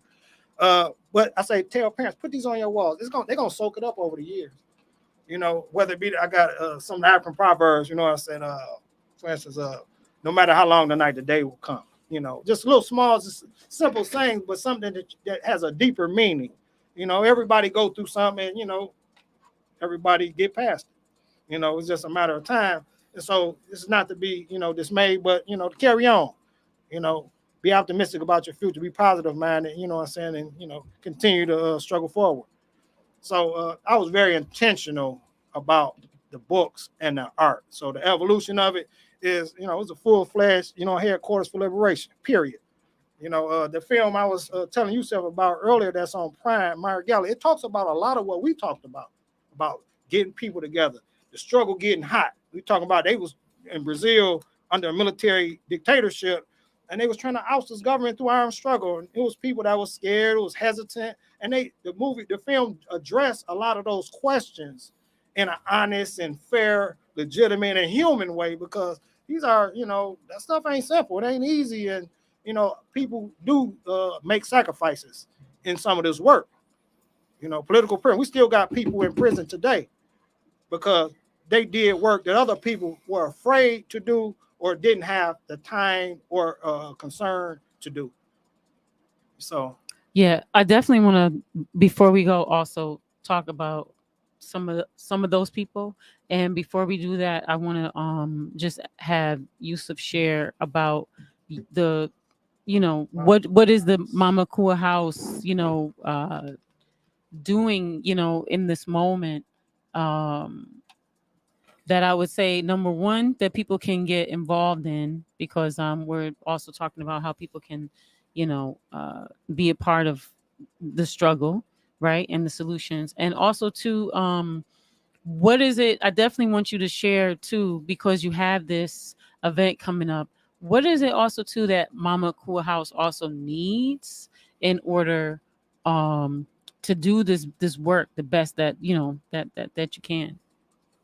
Well, first establishing the Mama Kua House is an extension of the first institution that I helped build. He helped me sustain it and get it off the ground. The urban network. As an institution, it's first having availability to organize and quasi something, a space that we can control. Like when we can be there all night, we can say what we want to say.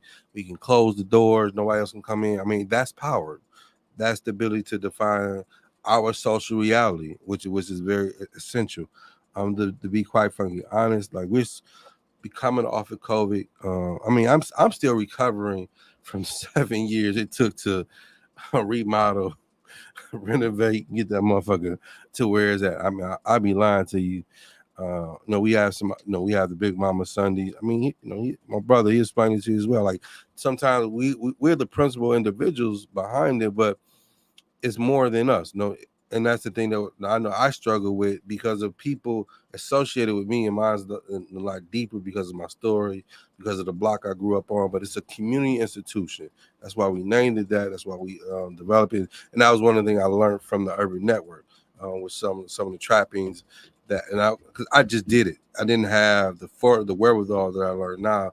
And it's also a business. It's a business that we're flushing, we're developing out. So we're looking to have partnership. We're looking to bring other people on and involved, developing a system to create and develop the sustainability, particularly supporting our community-led initiatives. This is not just about buying black. Buying black has to be tied to a political and a social, changing the social reality. So when you come and you purchase or you rent the space, or either one of ours, right? It's those percentage of that goes directly into our community engagement, our community organizing. Sharing resources over here with Detroit is different. And when our focal point is talking about developing a collective, a liberated zone collective, because of the dynamics of the terrain, we find ourselves in competing spaces, even we're not trying to compete, because it splits. Like one thing when talking about support, if Kwasi doing a fundraiser, Kari doing a fundraiser, Mama Shu, whoever, all Emiat doing a fundraiser, people split. Like, who do I support? DUSVN. Like, and no one, again, we're all trying to support each other, but when can we create one space? Then this money comes here and then it goes back out to over here, over there. Like, that's getting to that level of sophistication within our struggle. He has skills, I have skills, you have skills, and developing the skill bank of how we're developing things. But also, again, there's certain things I'm good at, and there's certain things I'm not good at. Like building an institution, I've kind of got good at that. but now transitioning into the running, development of the programs, and the sustainability. So we're going to be in the fall. We're going to launch something called Black Boy Joy and Black Girl Magic after school program. Like we'd love to talk more with you guys. The Freedom, which I got the Freedom Summer, Freedom School thing. So again, creating an opportunity for kids to come in, do school work. We got the computers up, and then at some point transition over to bringing in educators to now help them with some things. We're going to be launching a Black Liberation Series dialogue with some vinyl albums that I have. We'll be actually like playing Malcolm X, H. Rap Brown, Andrew Davis, and just having a dialogue. I mean, not trying to recreate the 60s, but recreate our version of that nostalgia, that reality again, because the political education is about reinforcing, that courage comes out of our ability to connect. And then also, like, how do we create a social reality?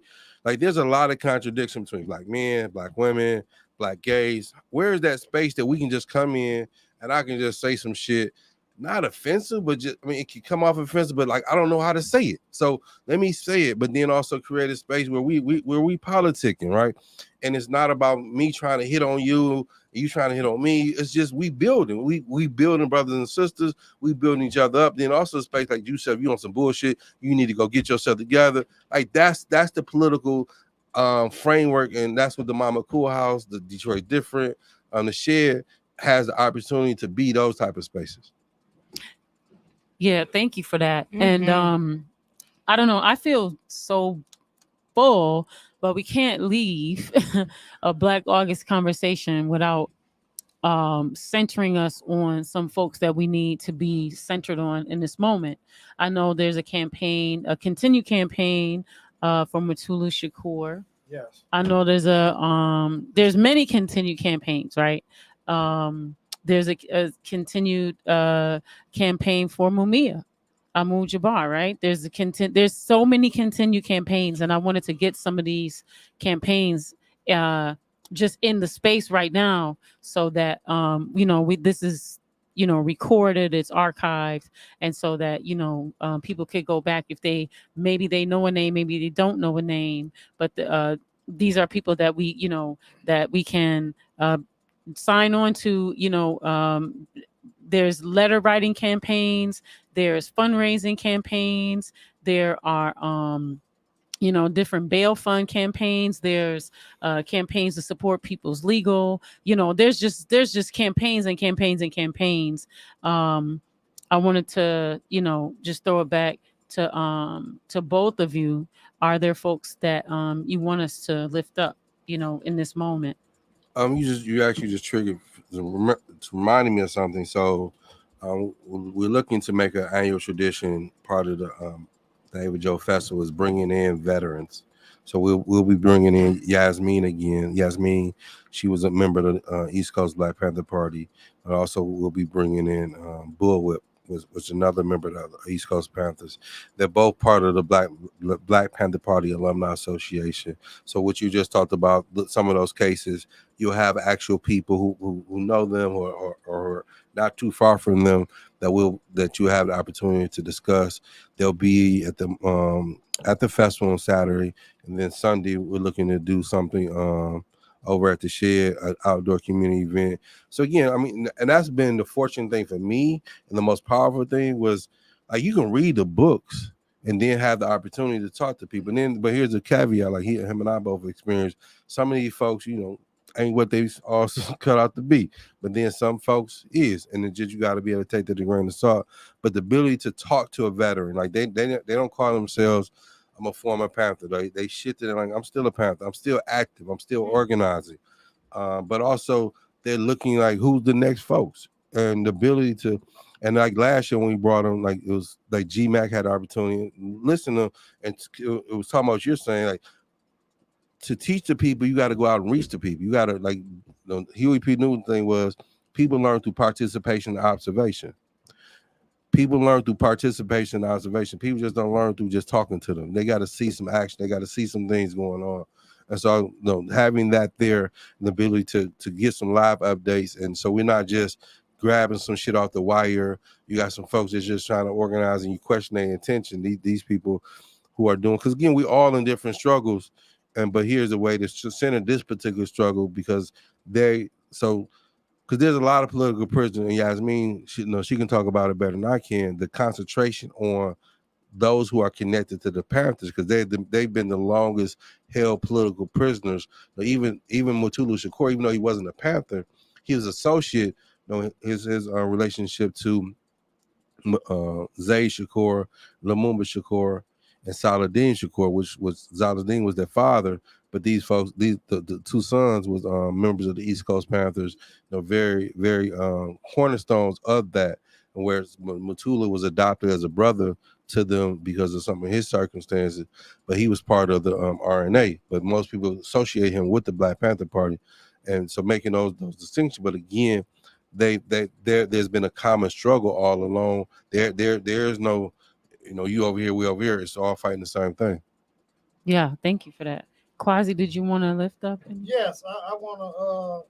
We're talking about events, and this weekend before. And just going to the mic a little. Yeah, I'm sorry. Before we get to the Ava Joe annual backpack giveaway neighborhood festival over there in Zone 8. On Friday, that's right. Yeah, there is a film and discussion over at the Detroit at the General Baker Institute.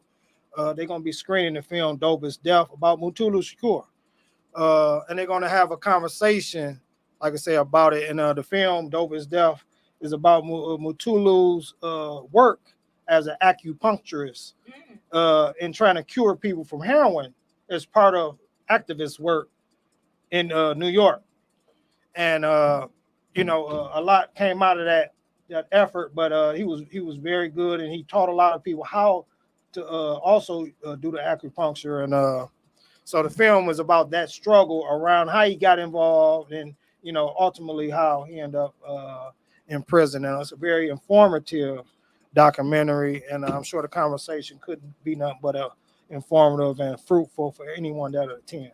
What time again? Oh, yes. It's at the General Baker Institute at 15798 Livernois near the Lodge Freeway, and it's at 6:30 p.m. Okay, yeah, and thank you for that. And also, just to remind folks that that his campaign is active. Yes, and very active. He's 72 very active. years old. It's very important. He's been in prison a long time, and he's making sacrifice not for himself but for his people. He's very clear on that. He's never wavered on that. And it's our duty, because we send a message to young people that when we ignore our political prisoners, we ignore our fighters, those who make those sacrifices for us. We send a message to our young people that we're gonna leave them hanging. A lot of what I've become is because in so many regards, I'm talking about in my ignorance, I'm going to prison, and a lot of what I became was out of me trying to grow out of being dependent on others, because people disappoint you. But we must support our people. We must support, what I'm saying? We abandon people way too easy. Way too easy. This is so random. Do you know who Wallow is? Do y'all know who Wallow is? Yes. Who be with that's the podcast guy. Yeah, you out of Philadelphia. remind me so much of Wallow. Like, okay, so let me tell you why. So not because of his incarceration, but what his post life is and what he does on his everyday walk. So guys come onto the podcast, they bring like their gangs, their crews with them, like the rappers, like they come in with like 100 people. And so he looks at them and tells them all, very, very intimate stories about his childhood. And when the moment he realized he had to grow up. So he was telling Little Durk, like Little Durk is a rapper from Chicago, and his cousin is King Von. Y'all heard of this? Yep. So King Von got murdered, and a lot of people in music and on Instagram, they antagonize Little Durk by saying he needs to get it back in blood for his cousin, right? Instigating it. So when he came onto that podcast with what is his name, Gilly the Kid and Wallow explained to them and told him a story about how his brother was shot in front of their grandmother's home, and his brother, once he was shot, basically died in his arms. And he cried and he passionately talked about the moment that he realized that he became a man was when he did not no longer seek revenge. He no longer wanted revenge because he understood what revenge would do. It would only create a more of an ecosystem of pain and trauma for his family. Never-ending And cycle. so he's always angling and talking through his experiences to kind of show or foreshadow what their worlds can become or what their worlds will become if they don't make certain changes. So when I hear you talking how you position and carry yourself on like an everyday base, right? You have to be relatable. You don't have to be relatable, right? But I think both of you are very relatable people. Just in, hey, how you doing? How are you? How was your day? Right? Yusuf, I've always taken you as serious, but I've never taken you as like unapproachable or in a situation of where I don't want to engage with you. I think you both are very welcoming. And so, but you specifically, Kwasi, like you don't wear, like you're very lighthearted. Like your past and who you are is not Yusuf either. That's because curly hair. No, it's not the that. But that's why you remind me of Wallow. You would look at Wallow and you would be like, "There's no way." I'm telling you, it's the curly hair. No, Transformation. it's just interesting. I wrote an article last year in the Rebuild newspaper. It's online at rebuildcollective.org if you want to read it, about the death of Kwasi Shakur. You know what I'm saying? A very highly respected comrade who, you know, he had a troubled life. He was a strong contributor to my development in his theoretical writings and things. Sharp brother, but he had you know a few hang-ups that just kept. A lot of it was the struggle. Ultimately, it was America, and I was wrestling with writing this article, but it really pointed me back to myself and thinking about change and transformation. You sort of help. A couple people assisted because I vetted some other opinions before I would go to print, because I need to be clear that in talking about Brother Kwasi, because I have a lot of respect for him, that I'm not dogging. You know what I'm saying? Because I use a lot of his own words. I use his own words because he was honest. He was honest. Right. But I say a big word, I'm bigging up my brother.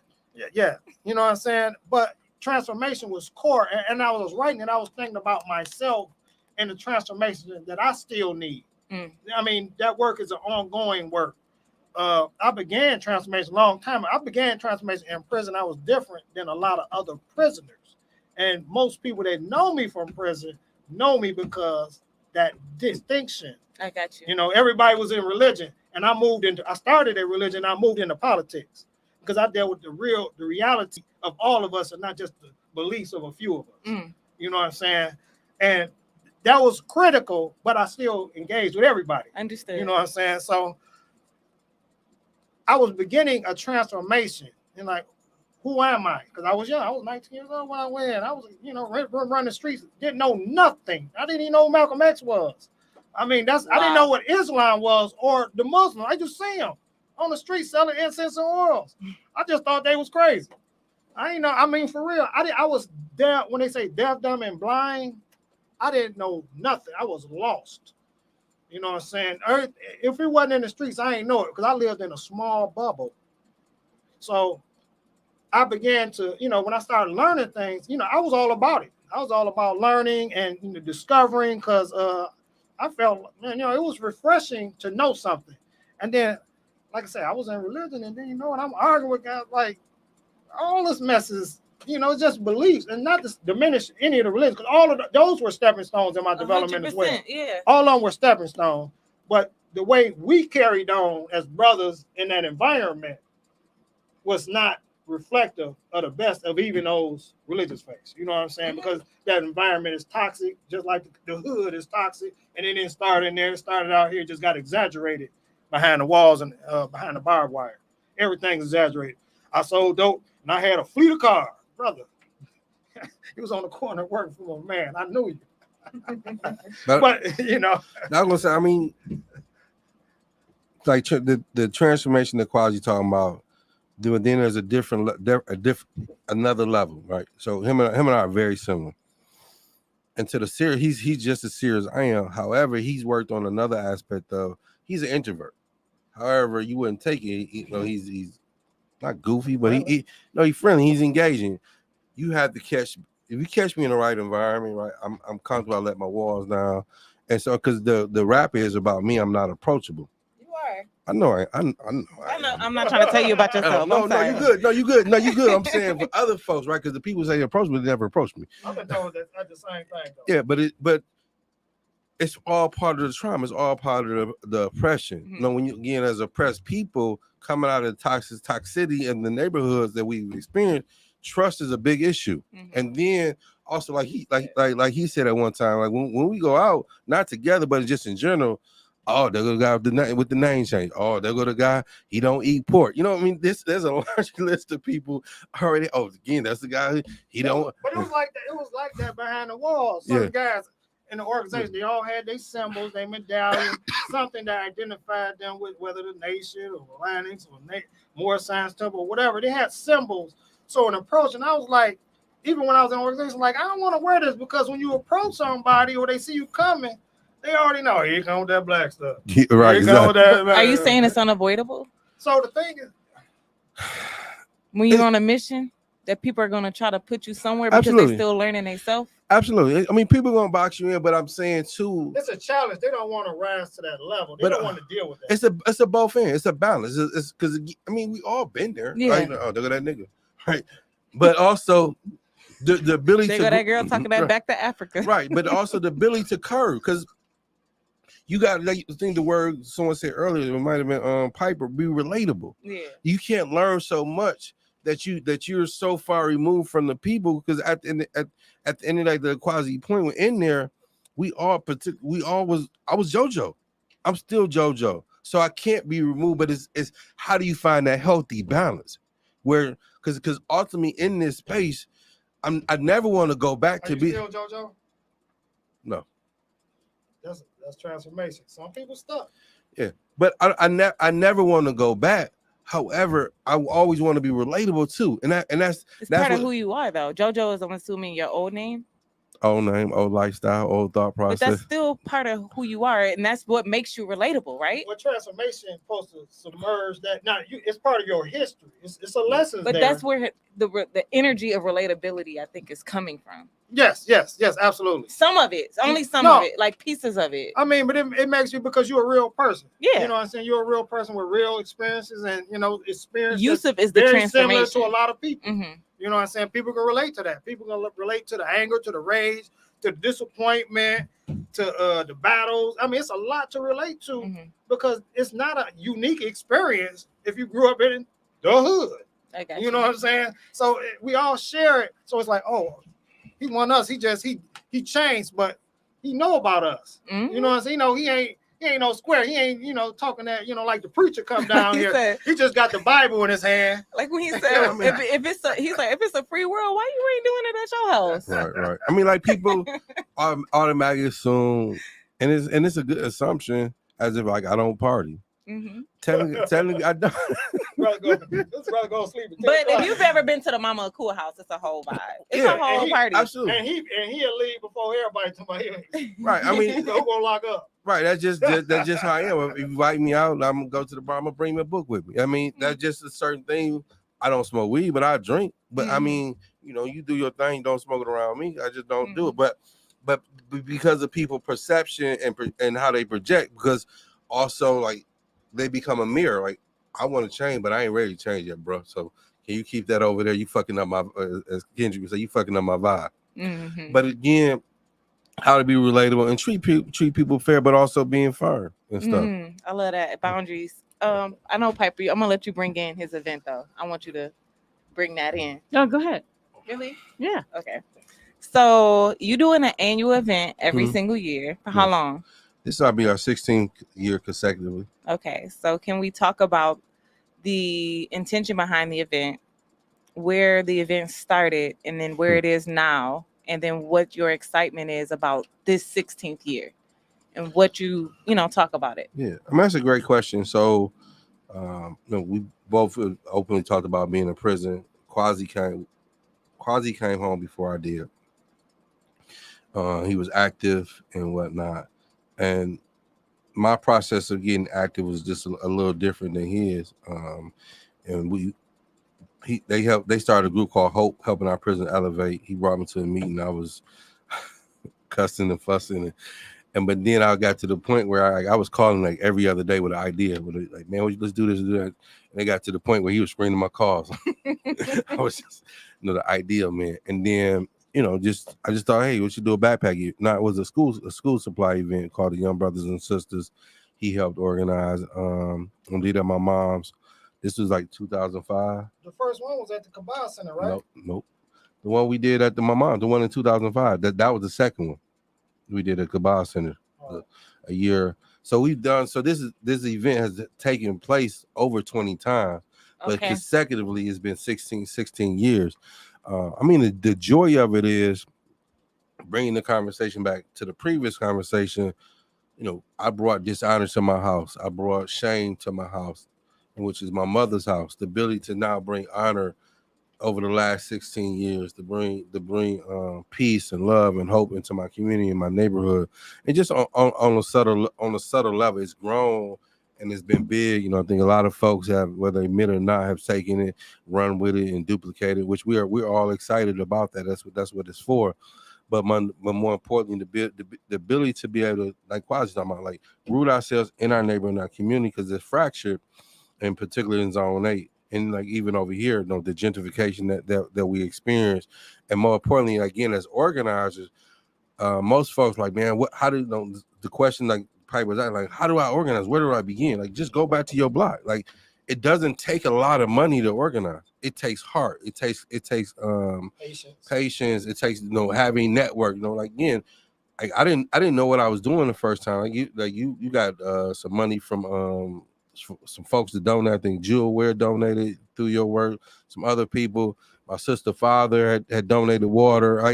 That was my first learning experience. Like we just pulled it together. We didn't have a bunch. Yeah, exactly. A bunch of meetings, and here we are 16 years later. Whole festival. Yeah, whole festival. Like even like the backpack aspect. Is a brother named Coit Ford, who used to work with he was on Ken Cochran Jr.'s staff, city council member, who helped establish the transition from just a school supply to the backpack, where I will always admire and respect Ken Cochran Jr. for this. When he came and he supported, not like most politicians where they trying to be the forefront, being the lead. He was in the background, like, and Coit would go out and they would raise close to $5,000 every year.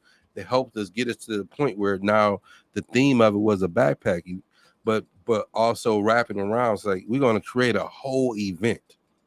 So when you come, the backpack is the last thing you're going to experience, but you got to experience everything else. And then having live entertainment, like everything that what Kari's over here doing. But how often, even if people don't come out, they can sit on their porch, and just experience. And then one day they'll come, oh, what y'all guys going over there? This is how you build community. This is how you build neighborhood, particularly. And this is, again, what we say, putting neighbor back in the hood. So no longer you recognize that. I remember you recognized that elder that lived in that Harriet Tubman homes. Miss Coit or something like that. Mother Phoebe. Mama Phoebe. Yeah, and the significant thing about that, Mother Phoebe, when I was a kid, she used to clean the neighborhood up. She used to have the block lunches, and as a kid, I was like, but because I didn't have the right frame of mind, I couldn't appreciate it. But once I got the right frame of mind, it's on that legacy. I was able to walk into it. So again, it's nothing by accident. It's nothing by happenstance. There's always a continuity and connection to it. So the intentionality is one, like doing it in Zone 8, in the neighborhood. Like we could have, like I've been, people have been, man, you should do it over here. You should do it over there. Why we can't do it over here though? Nothing happens over here. That's the point. We should do over there. Right? But again, if we're not doing this, this is how it never happen over exactly. Here. I don't do it. Right. This is why the hood remains the hood and the type of behavior that it becomes, because we're not investing in it. We're not pouring water on the flowers to refurbish, to grow, and to be able to see the light. That's the significant thing. And so I haven't talked about like the trend. I lost my mother in January. Like the backpack event could not be successful without her. Like all the things that she's done behind. We all got mothers and fathers, but particularly our mothers. Like they're our biggest cheerleaders, our biggest champions. Like the food that we ate, like you get hot dogs, but then you got a full course meal that my mother helped prepare and contribute. And so it's only made sense to in the Ava Festival and honor her. She opened her doors. When you invite somebody to your mom's house, like that's something significant, and that's the meaning and the symbolic thing to it. So beautiful. Thank you. Mm-hmm. So when it take place? Oh, August 6th from 1 to 6 p.m. Then the following weekend we got New African Family Day at the Shed. Oh yes. So you want to talk about that a little bit? Tell people a little bit about that. Yeah, New African Family Day taking place over at the Shed over there on Flanders off Gunston by City Airport. It's a day just to, relax, chill, what I'm saying, take it easy, come and meet some, positive, active folks. Bring your family, if you got kids, bring your children. We're gonna have activities for children, what I'm saying. If you got elders that don't get out much, get them out, what I'm saying. We did it in 2016. Our first time we did it on, shoestring. It was a blast. Everyone had a wonderful time. It exceeded the time. And everyone, and we want to repeat that because it's healthy. It's summertime, like I said, it's a lot of block parties and school reunions, a lot of things taking place across the city throughout the summer. Detroit is a very busy city when it comes to activities. People don't just sit around. But we want something that's wholesome, that's clean, that's safe. And we just want to engage our people and, like I say, build stronger ties, building community through families, and family is the foundation, the cornerstone of the nation. And we need to emphasize that, that's why we emphasize this ain't the place for young men to come and meet them a girl. Bring your girl. Bring your girl. You know what I'm saying? Let us meet her. You know what I'm saying? Let her tell us about how you treating her. You know what I'm saying? All that kind of stuff, So we really want to be, truly family centered, but we want it to be fun, and the people will ultimately define what it is at the end. But it's something that I not just doing here in Detroit, but I promoted throughout the New African Independence movement. They recently had a New African Family Day in Chicago, which they got a few pictures in the current edition of the Rebuild newspaper. I should have some by tomorrow. Right. Okay. Sweet. I said sweet. So. It's a good thing. It's just positive something. I almost, like I say, canceled it. And one, because I didn't want to work too hard after thinking about my nephew. But then I realized, you know what? I'm still not going to work too hard. And it's going to still be cool because it's a day of fun, and I shouldn't be stressing to make a day of fun. You know what I'm saying? So it's not going to be stressful leading to it. And anybody bring stress, going to walk away relieved of it. So that's the aim anyway. Yeah, thank you. First of all, thank both of y'all for coming on and spending your time and sharing, your knowledge, your wisdom, and just giving us a little taste because y'all are definitely two of the sharpest knives in the drawer that I know of. I'm fair for a square. Well, no, I mean y'all are pretty sharp. I have this this dream of having some sort of critical thinking critical thinking events around the city to like teach people critical thinking. And I just envision like bringing y'all into this to like, do these critical thinking events, you know what I mean? Cause I just think that that's where we are right now, right? You know what I'm saying? But we've had a little taste of y'all's, critical perspective here. And I just appreciate that y'all came here to share, that critical perspective, because it's your invitation. Definitely, yes. Invitation.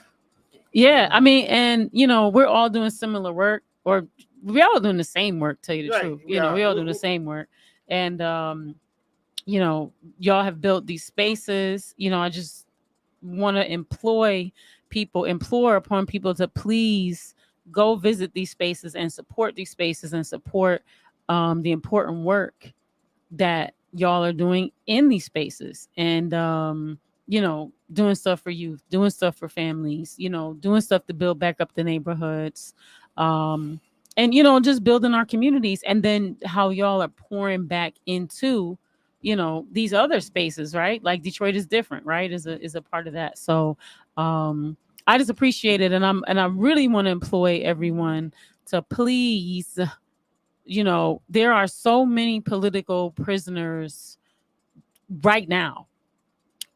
Two campaigns that please get involved in if you are not involved in the Matula Shakur campaign, Mumia Abu Jamar campaign. But there are, I mean, literally thousands of campaigns right now that there's people who need, again, people who need, things on their commissary, right? People need money on their books. Like people need, lawyer fees. People need bail fees. People need you to just post, that they need, right?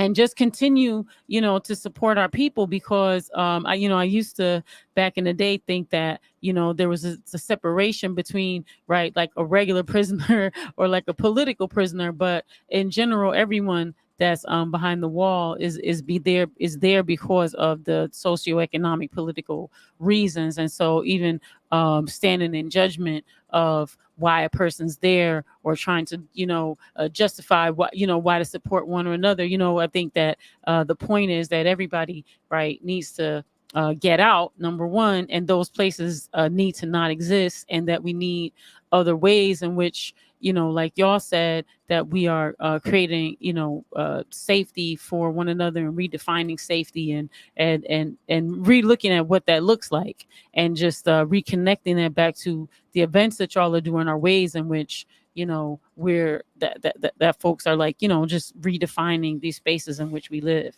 But anyway, that was a lot just to say, like, thank y'all, you know what I'm saying, for coming on here. Gratitude. So dope, Pipe. Yeah.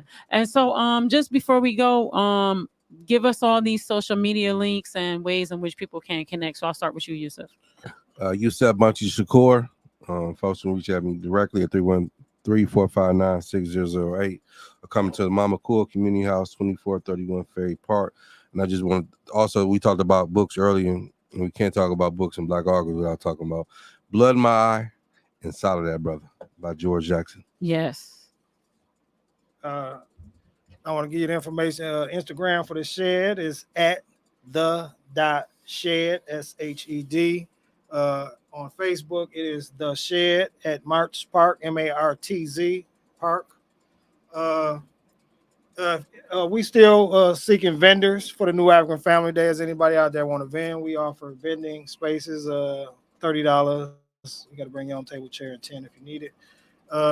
So you can reach me at 313-285-8450 if you are interested in vending or have any other questions related to the shed or other work that I do. And At It's Food Detroit on Instagram, and 248-804-3140 if you want to know more about It's Food Detroit. Also, we have a Piper Carter podcast Instagram, and I'll let Pipe do our other tags.